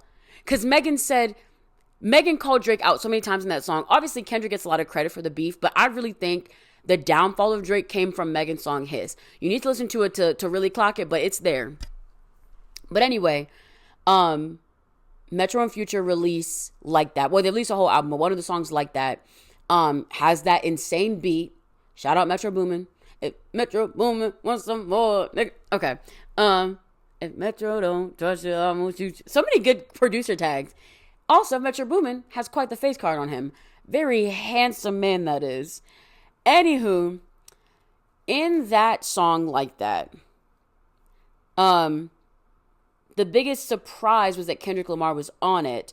And we're going to talk about some of Kendrick's bars in that song, but I think people everyone points out Kendrick's verse as calling out Drake, but I also think in the chorus of that song, Future is also throwing, not shade, but he is pretty much also calling out Drake as well. So when he, in the chorus it says, young dope dealers selling dope, is you like that? All 24, you won't go, is you like that? From the bottom, really like that? Step into Balenciagas if you like that? Pop another bottle if you like that? Basically challenging Drake to, if you are who you say you are in all this music, are you really like that? And here's where I think it all connects. Because I'm actually almost sure that verbatim in that Angie Martinez interview, Drake even said basically the phrase if it's like that, then it's like that. I think he said something like that. If he didn't, he didn't. But I feel like he did. Future on this chorus, especially, he literally says, "Niggas from the bottom really like that." Drake very famously has a song called Started from the Bottom. Remember when I told you, Drake taking Kendrick's verse on Control seriously showed a very clear indicator that he's not really of this culture. This chorus particularly is doing something that Kendrick is going to do for the rest of the rap beef. One of Kendrick's biggest critiques, aside from Drake, talking to A minor, is that Drake has no respect for Black American culture. Drake has no respect for rap culture. Drake is a guest in this culture, and he has used his connections with those who have better ties to the community to give himself the credibility. Now, I'm not saying he's not credible because he's biracial. I'm certainly not ever going to have that conversation with someone. That's not my lot in life. However, Drake has said and done some things that have made it very clear that it's oh, and now we must remember that you grew up in Canada and you grew up with privilege and all these things. So when Drake talks about certain lifestyles that he's had, when Drake talks about being from the bottom, but then he has lines talking about whipped and chained like you're an American slave and things like that. How does that work? Tell me, Aubrey, how does that work?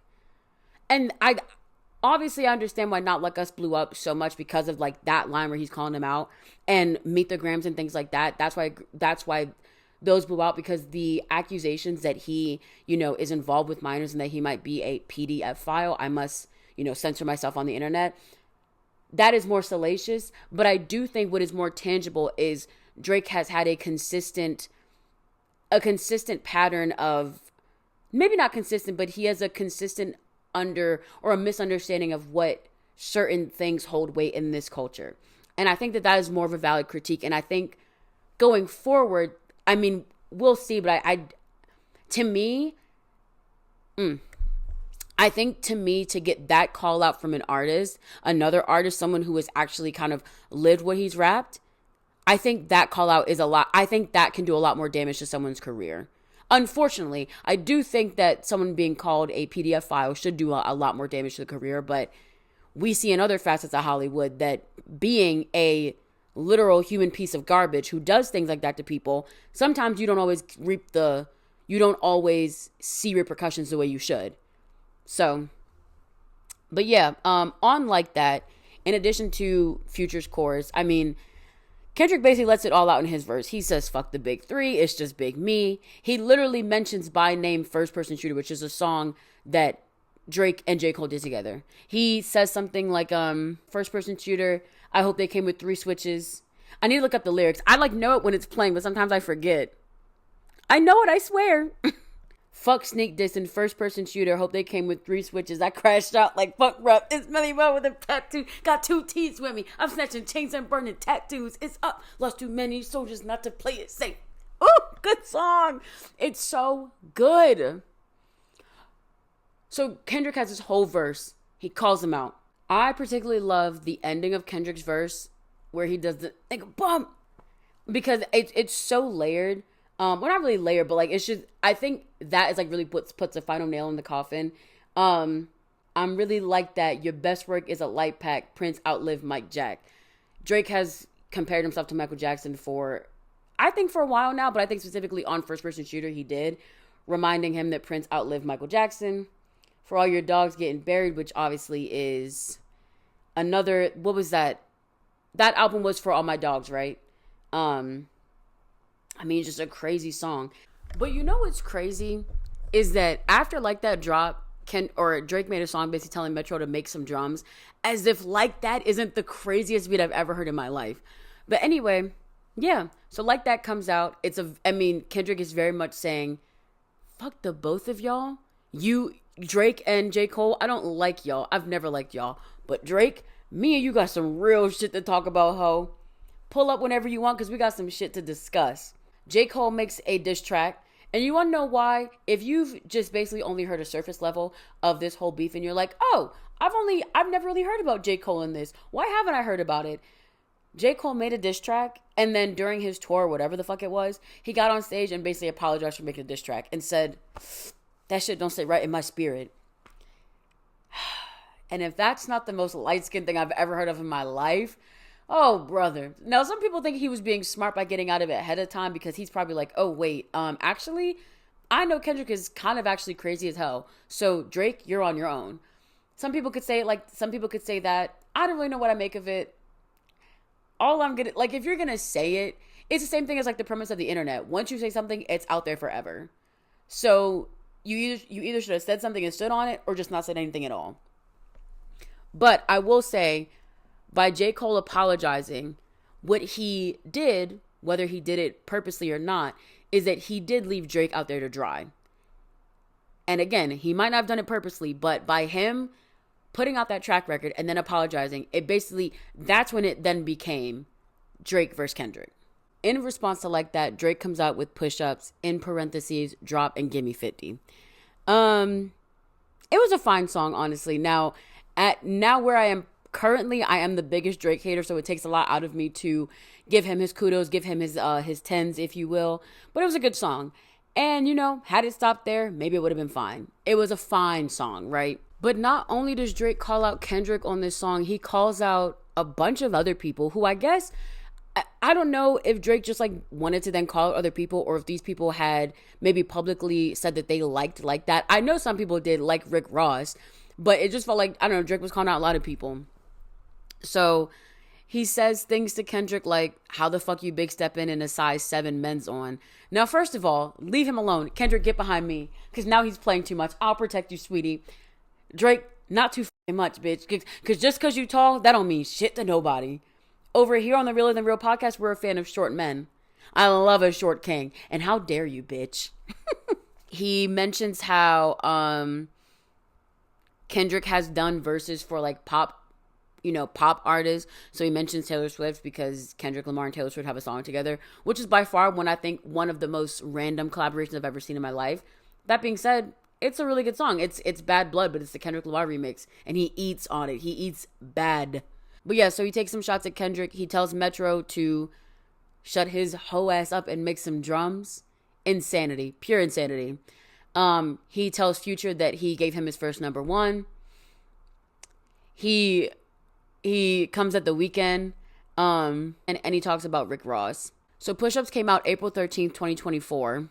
And then a few days later, Drake decides to drop the Tailor-Made Freestyle, which has been taken off of most streaming platforms for legal reasons. Because in that song, Drake decided to use AI-generated lyrics, or whatever the case may be, of Tupac Shakur, which is, again, is like kind of a very much direct slap in the face to Kendrick, because Tupac is, you know, very highly renowned in the West Coast.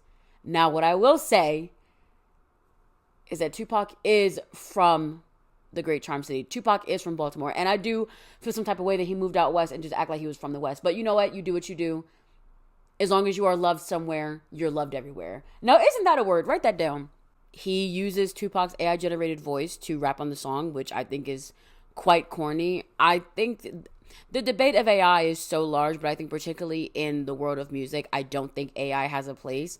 And so for him to do this, one, it shows that he was very arrogant. I also think he didn't know how serious this shit was going to get. Had he known what Kendrick had in store for him, I don't think he would have ever done this song, because how embarrassing is it? Like, how embarrassing is it? Not only that, but then Drake continues to tease him by saying, oh, you know, Kendrick's waiting so long to drop something because he doesn't want to be overshadowed by Taylor Swift's album release, which I guess was being teased or like promoted to come out around that time. Again, like just kind of throwing jabs at him that he's not this big artist that he thinks he is. Drake is saying that Kendrick is not this big artist that he thinks he is. So, you know, within the span of 6 days, Drake dropped Push Ups and the Tailor Made Freestyle. And it was kind of silent from Kendrick until April 30th, 2024, when he dropped Euphoria. Them superpowers getting neutralized. I could only watch in silence. The famous actor we once knew was looking paranoid and now he's spiraling. You're moving just like a degenerate. Heavy antics is feeling distasteful. Why calculate? You're not as calculated. I can even predict your angles. Oh. Euphoria could have ended the battle. It really could have. Euphoria is, while Not Like Us is the most popular song from the beef, Euphoria is probably the best one. Some could say it's Mythograms. Mythograms is very spooky. Euphoria is great because it has so many flow switches. I think it's like 7 minutes, right? And it's 7 minutes of nothing but just consistently keeping your foot on this man's neck. Keeping that size 7 foot on that man's neck, Kendrick. Period, poo. Euphoria it's so good. It's so, shoo. It's just, now this is when I was fully into it and I said, oh, this is no longer just men's business. I'm tapped in. So there's a lot of different things in this song, but again, if I'm going along with my basis, which is that Kendrick's biggest comments to Drake is that he's not truly a student of this culture and he doesn't live the lifestyle that he's rapped about and that he often taunts in his songs. There's a part here where he says, have you ever played? Have you ever? Okay, let's play. Have you ever walked your enemy down with a poker face? Have you ever paid $500,000 to an open case? Well, I have, and I failed at both, but I came out straight. I hate when I rap or talk about guns and somebody they die, they turn into nuns. Oh, they hop online like Pray for My City and he praying for Alexa and digital hugs. Just so good. So, I honestly would love to listen to it right now, but the copyright isn't worth it. Although I do think at one time, I don't know if it was for Euphoria or Not Like Us, but I think that the copyright rules were lifted because I think Kendrick was like letting people react to it, which is like not he's looking out for the content creators. A man after my own heart. But yeah, I mean, Euphoria, I think it blew everyone's mind when it came out. It was very direct. It was well written. It was incredible. The production was good. It was a really good song. It still has like good replay value. I think if you play it in the club, it will go up. It's a crazy song. Another part of the song, hold on, let me see. Some of my favorite lines. What is it? The braids? I hurt your feelings. You don't want to work with me no more. Okay. You know I got language barriers. It's no accent you can tell me because it's basically a meme now at this point that Drake switches accents in whatever area of music he's exploring, and it's just kind of corny. We ain't got to get personal. This a friendly fade. You should keep it that way. Now, despite all the things that have been said so far, it hasn't gotten super personal yet. Now, if you know, it's going to get incredibly personal, but it hasn't gotten there yet. I hate the way that you walk, the way that you talk. I hate the way that you dress. I hate the way that you sneak this. If I catch flight, it's going to be direct. We hate the you because they confuse themselves with real women. And notice I said we. It's not just me. I'm with the culture feeling. How many more fairy tale stories about your life till we had enough? How many more black features till you finally feel that you're black enough? I like Drake with the melodies. I don't like Drake when he act tough. Let's run that back, friend. Let's run that back. First of all, saying the way that you hate the way that he walks, talks, and dresses is hilarious to me because, well, yes, absolutely. Lines like, so he says, I know some shit about niggas that make Gunna want to look like a saint. And then also saying, we hate the bitches you because they confuse themselves with real women. Whether it's true or not, Kendrick is painting a picture that he knows things about not only Drake, but the people he keeps company with. And nobody likes y'all. Not only the people that you keep company with, but the women you keep around you. Because some of those women, they have audacity. Now, I'm a girl's girl through and through. I support women's rights and wrongs. But clearly, or I should say allegedly, Kendrick knows some things that we don't. How many more fairy tale stories about your life till we had enough? How many more black features till you finally feel that you're black enough? Again, it's this idea, this theme, this motif that people are noticing. That Drake, and this comes up in Not Like Us, Drake goes to these areas in America, these urban cities, these cities that have such a strong, they have had such a strong hand in shaping Black American culture. And Drake collabs with these artists there. He mentions their names to be connected to him. Now, whether or not he's actual fans of these rappers that he mentions sometimes is up for debate. But, you know, what Kendrick calls him is a colonizer.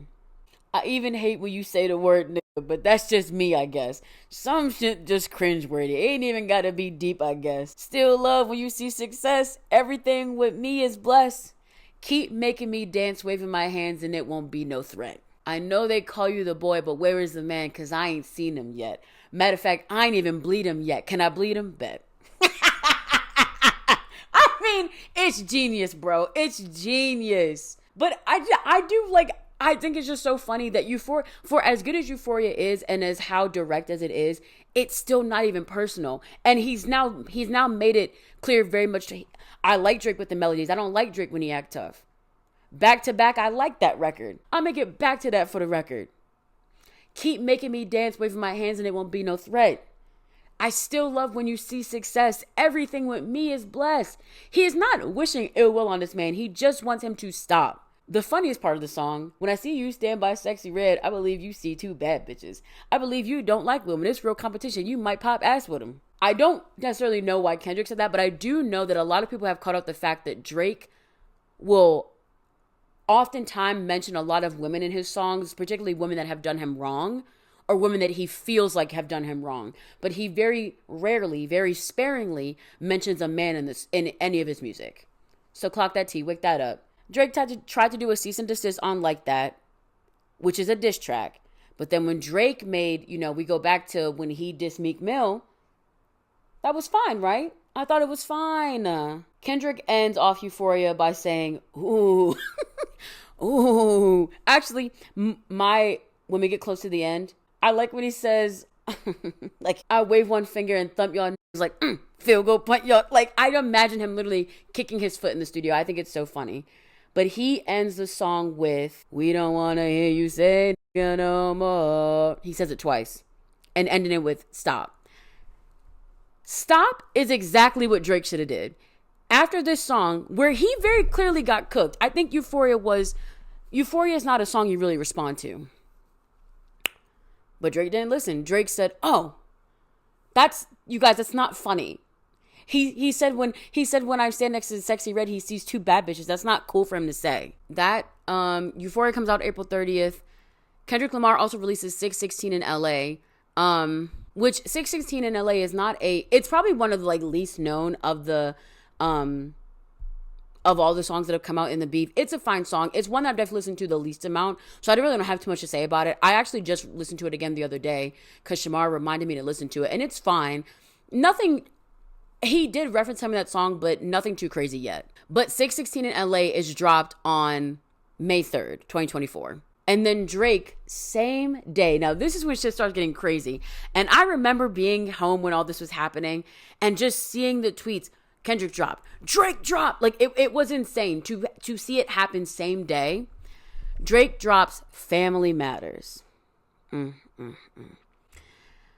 released an album called Mr. Morale and Big Steppers, where he talks a lot about the trials and tribulations he's experienced becoming a family man.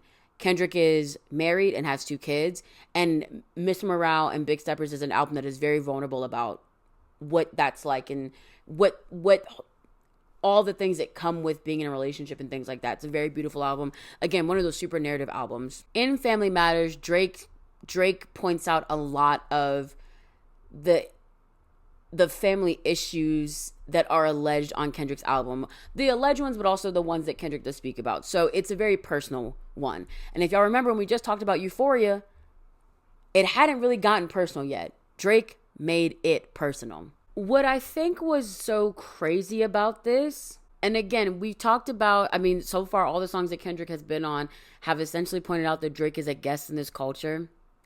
And then he says, Drake raps in Family Matters, out here begging for attention, to say please, always rapping like you about to get the slaves freed. Huh? Aubrey, please be serious, bro. Like, it's really some things that you can't, you're almost doubling down on this thing now. You are doubling down on this idea that you have no respect for Black American culture. For you to now, for him to refer to Kendrick's entire rapping style as rapping about freeing the slaves is insanely, that's almost what I expect from, like, no tea, no shade. That's what I expect from, like, the worst white boy fan of, like, Playboi Carti. Like, that is insane that you would say that. And I don't think I have to expand on that. It is insane that you, with things that have been said about you, with your positionality in the Black community, for you to say that. That's crazy. But again, Drake is but a guest here.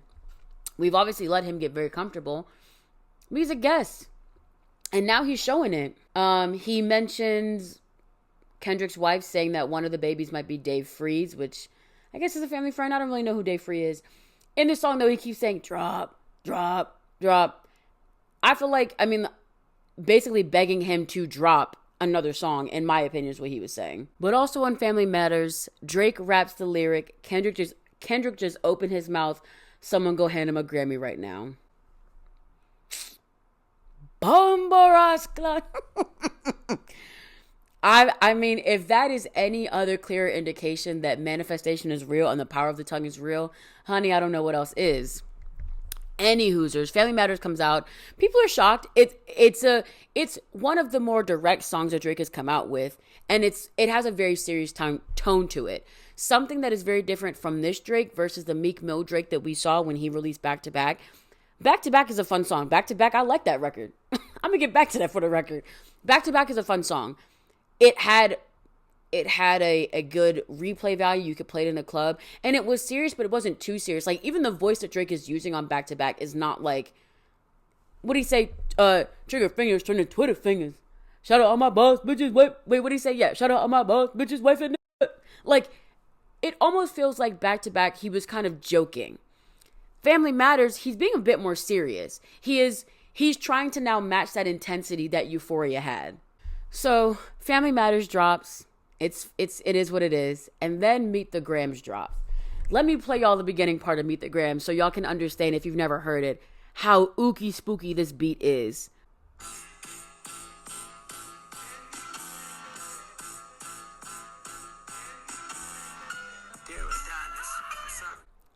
The burn, and then that soul piano in the background. But I mean, you just heard it. He starts off the song by saying, Dear Adonis.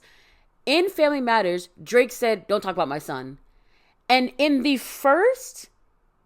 not even the first 10 seconds of the song, Kendrick says, yeah, anyway, Adonis, let me talk to you real quick, little bitch. He didn't say that.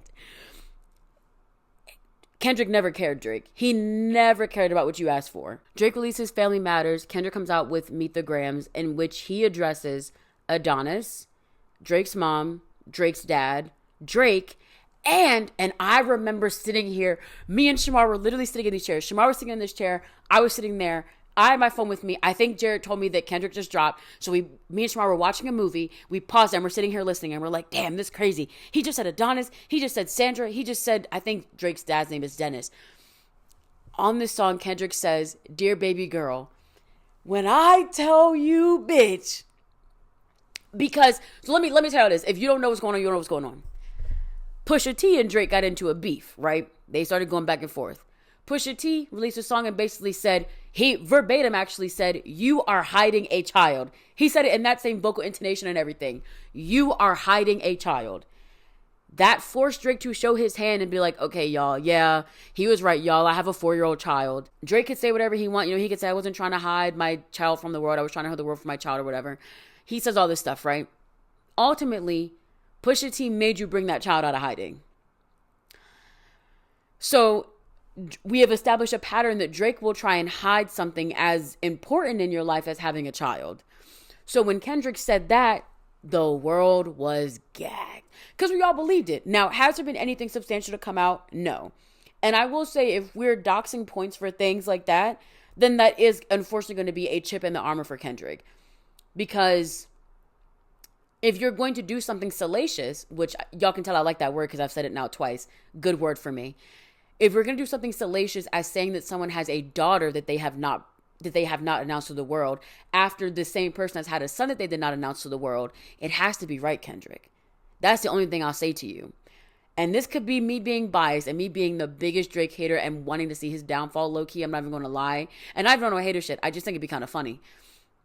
If it is true, I would like to see it. And 2025 is already such a crazy year. If it is true, I feel like we're going to see it this year. I feel like we're going to see that daughter this year. But if it's not true, that is unfortunately 1 point against Kendrick. But other than that, I mean, Meet the Grams it's an incredibly daunting song that is so direct, you can't mistake anything in it. Kendrick tells Drake's mother, Sandra, your son is a sick man. I think people like him should die. And he also compares him to that of Harvey Weinstein. Honey, that's dark. That is dark-sided. Yeah, Meet the Grams was crazy. It was a crazy song to experience. It was insane. It was the most direct, and Kendrick said, yeah, you ran your mouth too much because you talked about my wife, you talked about my kids. That's cute. I'm about to get your ass. Meet the Grams comes out May 10th, and then May 24th is when the infamous May 24th is when Not Like Us comes out. Wow, what a flippin' time. I feel like Shamira was here for that as well. Was he here the whole time? Like, how long was he here for? Golly.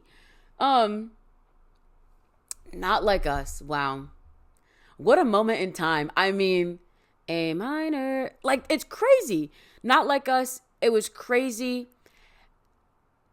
The video symbolism was great because not only did the video show that the video for Not Like Us showed a lot of things. One, it showed imagery that was directly talking to Drake. Obviously, Drake had 2 songs where he's telling Kendrick drop and give him 50.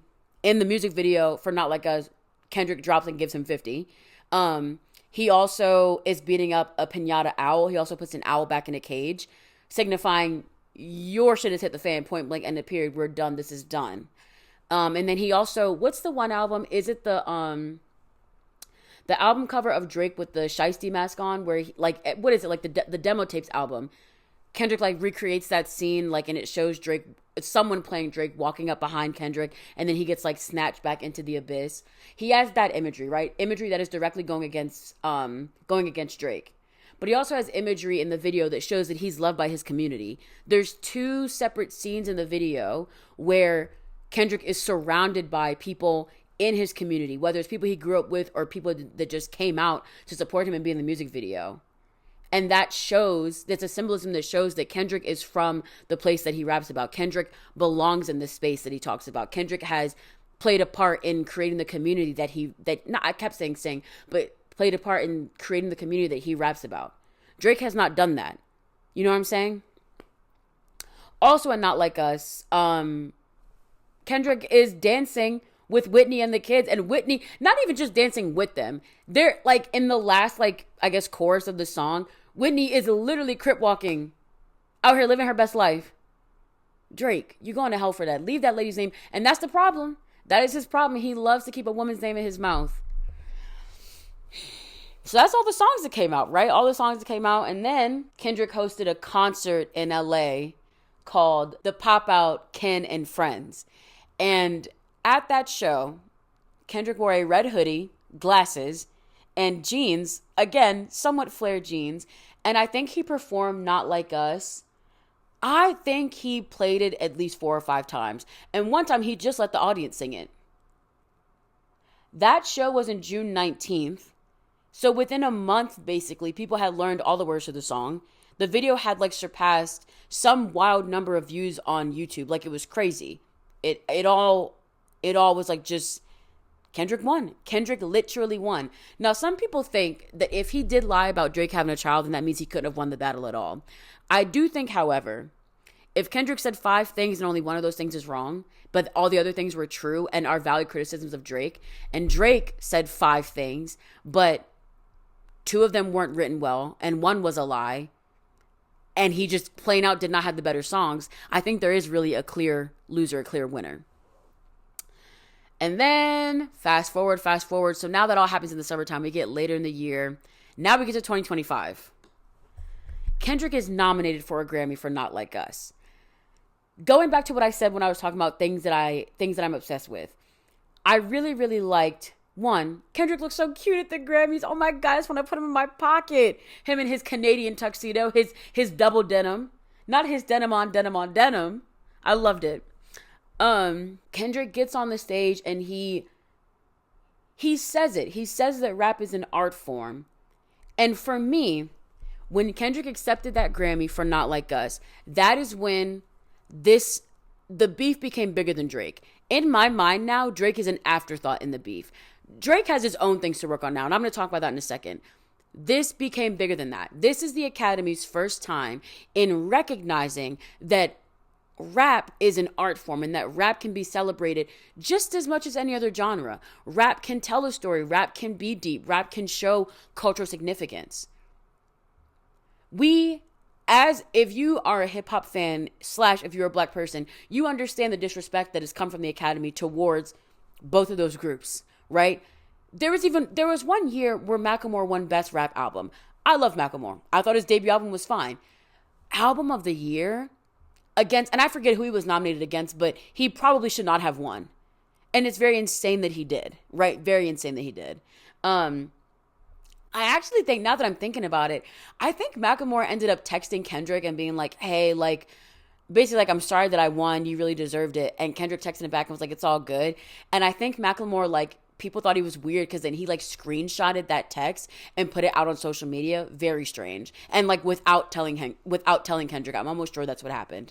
But yeah, so to see a diss track to win not only just Best Rap Song, but Record of the Year is incredible. That's an incredible feat for rap artists everywhere. And I think it shows, particularly if you rap like Kendrick, if you are someone who maybe you're not going after mainstream hits, but you are just writing what you feel and you are putting time into your craft and putting effort into your craft, it will pay off. If you decide to, say that the Grammys mean something to you or not. I know that people have feelings about the Grammys or not.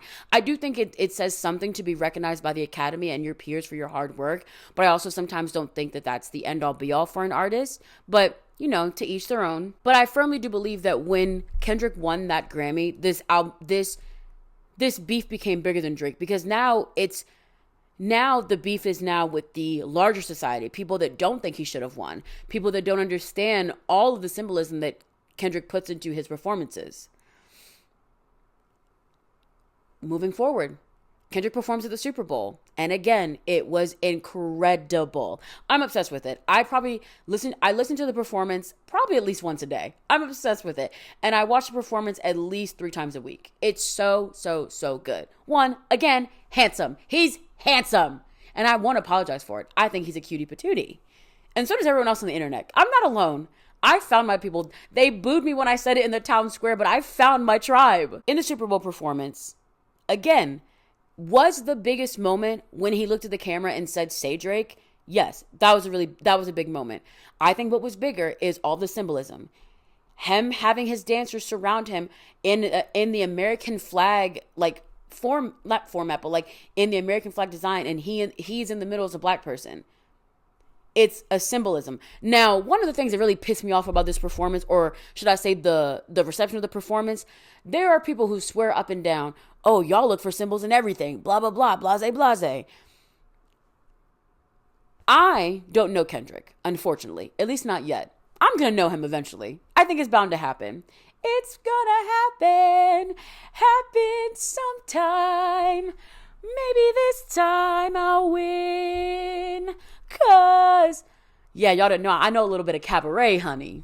Maybe this time. Okay. I don't know Kendrick, right? So I don't know if everything he does is 1,000%, it's 1,000% meant to happen. What I do know is that someone who takes their artistry that serious does not have too many conflict or too many coincidences in their art. He's also working with choreographers who he's communicating what he wants the message to be. I think that the symbolism is there. I think that if you want to sit up there and act like it wasn't there, or you think people are reaching, I think you are refusing to accept what art can be. And I think you're also refusing to accept that a rap artist can make something like this. And that's a problem you have to work out with yourself. Anywho, I digress. Kendrick as a black man is standing in the middle of this American flag formation, showing that black people are the center of what we've come to know as in America. There's so many other things that are symbolic in the performance, and I just can't think of it because I have a headache. But the performance itself, it just was so powerful. But more than anything, Kendrick, in the beginning of the performance, he says the revolution will be televised. You picked the right time, but the wrong guy. And the wrong guy is standing. The wrong guy went to the Super Bowl. Kendrick is doing this incredibly symbolic and pro-black performance in front of Donald Trump, who, knock, knock, I don't know if you know, he is racist. He sucks. He is a piece of shit. And Kendrick is doing all of this in front of him. He has the American flag symbolism. He's telling people he is going against what Uncle Sam wants in this performance. And just, Samuel L. Jackson was the perfect cast for that. One of my favorite lines from Samuel L. Jackson in that performance is when Kendrick is doing Man in the Garden and he has like all of his like friends behind him, and then he walks off and Samuel L. Jackson comes into the frame and he's like, I see you got your homeboys with you. The culture cheat code, scorekeeper, deduct one life. That part is so incredibly powerful to me because I think about it in terms of like, it unfortunately is what happens sometimes when, I think particularly in the sense of like when rappers start to get really big and they start to bring on people into their friend group and you see them in their music videos, something always happens to someone. Whether or not someone falls out and they don't become loyal to the main group anymore, or something worse happens and there gets to be some type of violence that happens and someone loses their life. That part to me was so impactful. And that's just how I know that the idea that all of this started from Drake, right? That is an afterthought. And a lot of Drake fans will say, oh, Kendrick spent his whole performance doing songs that, doing songs that came out of the beef or all this stuff. But he really didn't. Not like Us, he did for a little bit, and he did Euphoria for a little bit too. But yeah, all the other songs were from GNX or from his bigger albums. But this performance was so much bigger than that. Kendrick had Serena Williams up there crip walking. Drake has harassed Serena Williams for years, yes. But also, on this stage, on the great American stage, as Samuel L. Jackson says as Uncle Sam, Serena Williams was criticized for crip walking when she won a tennis tournament back in the day. Homegirl is from Compton, that's what she's going to do. So now she gets to do it again on the biggest stage. Kendrick brings out DJ Mustard. Kendrick raps AZ Chike's verse from Peekaboo. It is so symbolic and it's such an incredible performance. It's bigger than Drake at this point. Drake is an afterthought. No one's talking about him anymore. And then Drake decides to put out this shit album. And I've been going for a long time now, so I won't keep y'all here for too long, but I will say this. Kendrick is about to go on tour. Kendrick, if you're watching this, first of all, I hope you've enjoyed my recap of this story. Big fan of your work. Love Short Men. Adore you down. Love you boots. Kiss, kiss. Mwah, mwah. We have to get lunch sometime. I want tickets to the show, and I'm not playing around. I just want to say that. Fast forward, Drake releases Sexy Songs for You, which is a collab album with Party Next Door. On this album, Drake has a song, and in one of the songs, he says something like, fuck a rap battle, I'm just trying to get lit. So now it's very clear that Drake is bowing out. Oh, also, actually, before I get into that, Drake is actually, I think currently Drake has a lawsuit going on with UMG because he feels that UMG and Spotify basically conspired against him to push Not Like Us. And to me, if that is not the strongest indication that Drake is just not a good player of the game, a good member in the sport of rap, it doesn't get more clear than that. You're telling me all the things that Kendrick has said to you and you're coming back with legal matters? Oh, and then also in Family Matters, I meant to say this. He also said something about like, or one of the songs, I forget what song it was. Drake also said like, oh yeah, all that PDF file stuff. I knew you would say that about me. I knew you would say it, bruh. But if I was that, don't you think I would have been caught already? Which is, I mean, I can only think of like 2 other worse responses to that. And I mean, that's probably one of them actually. But anyway, yeah, Drake is taking things into legal matters, which is just the least. I mean, bruh. Like, be so for real. You don't want to write? What did Lotto say when she did Sunday service? Do you rap or do you tweet? Because I can't tell, get in the booth. Do you rap or do you sue? Because I can't tell, get in the booth. Drake releases Sexy Songs for You, which is his album with Party Next Door, and he verbally says, I'm done with the rap beef, I just want to get lit. Okay. Here's where my opinion is now with this. Kendrick's biggest claim, I think the PDF file stuff was, I think, second. The biggest claim is that Drake is a guest in this culture and he has not paid the respects, nor has he embodied what the culture means well enough. If I'm Drake, personally, what I'm going to do then is I am going to write an album that's going to show that, wait, no, I actually do respect this culture a lot. And I know people think I'm just on some bullshit, but I can actually write and I can actually do this.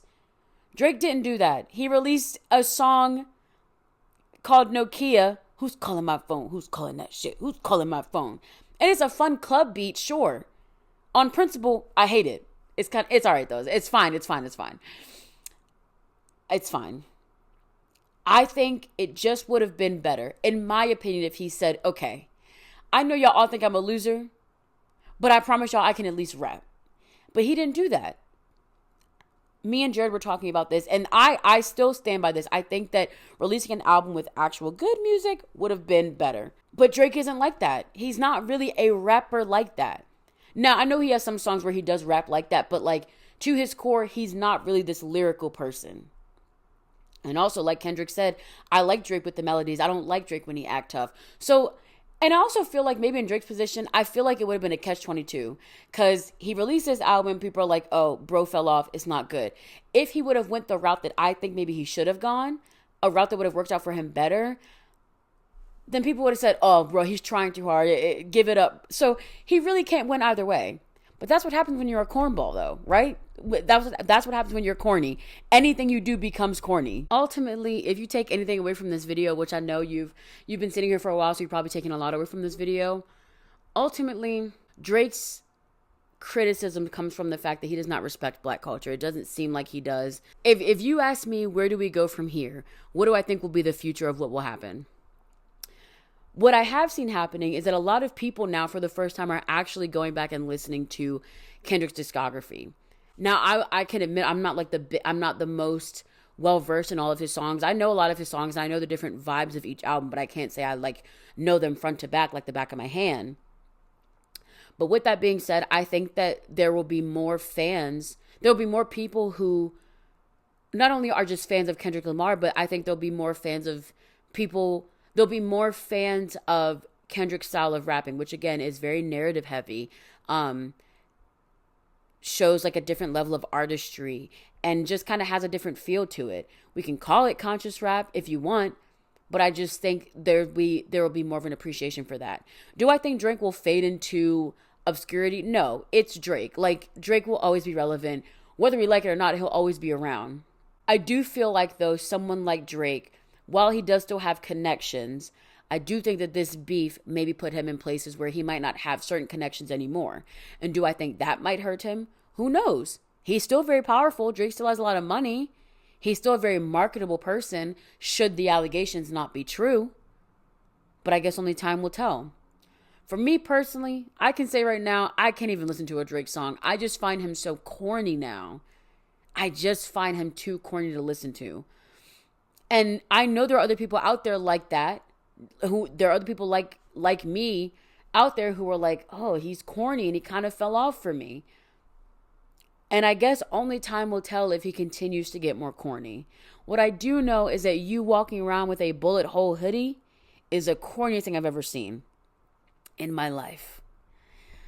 But yeah, that's the podcast.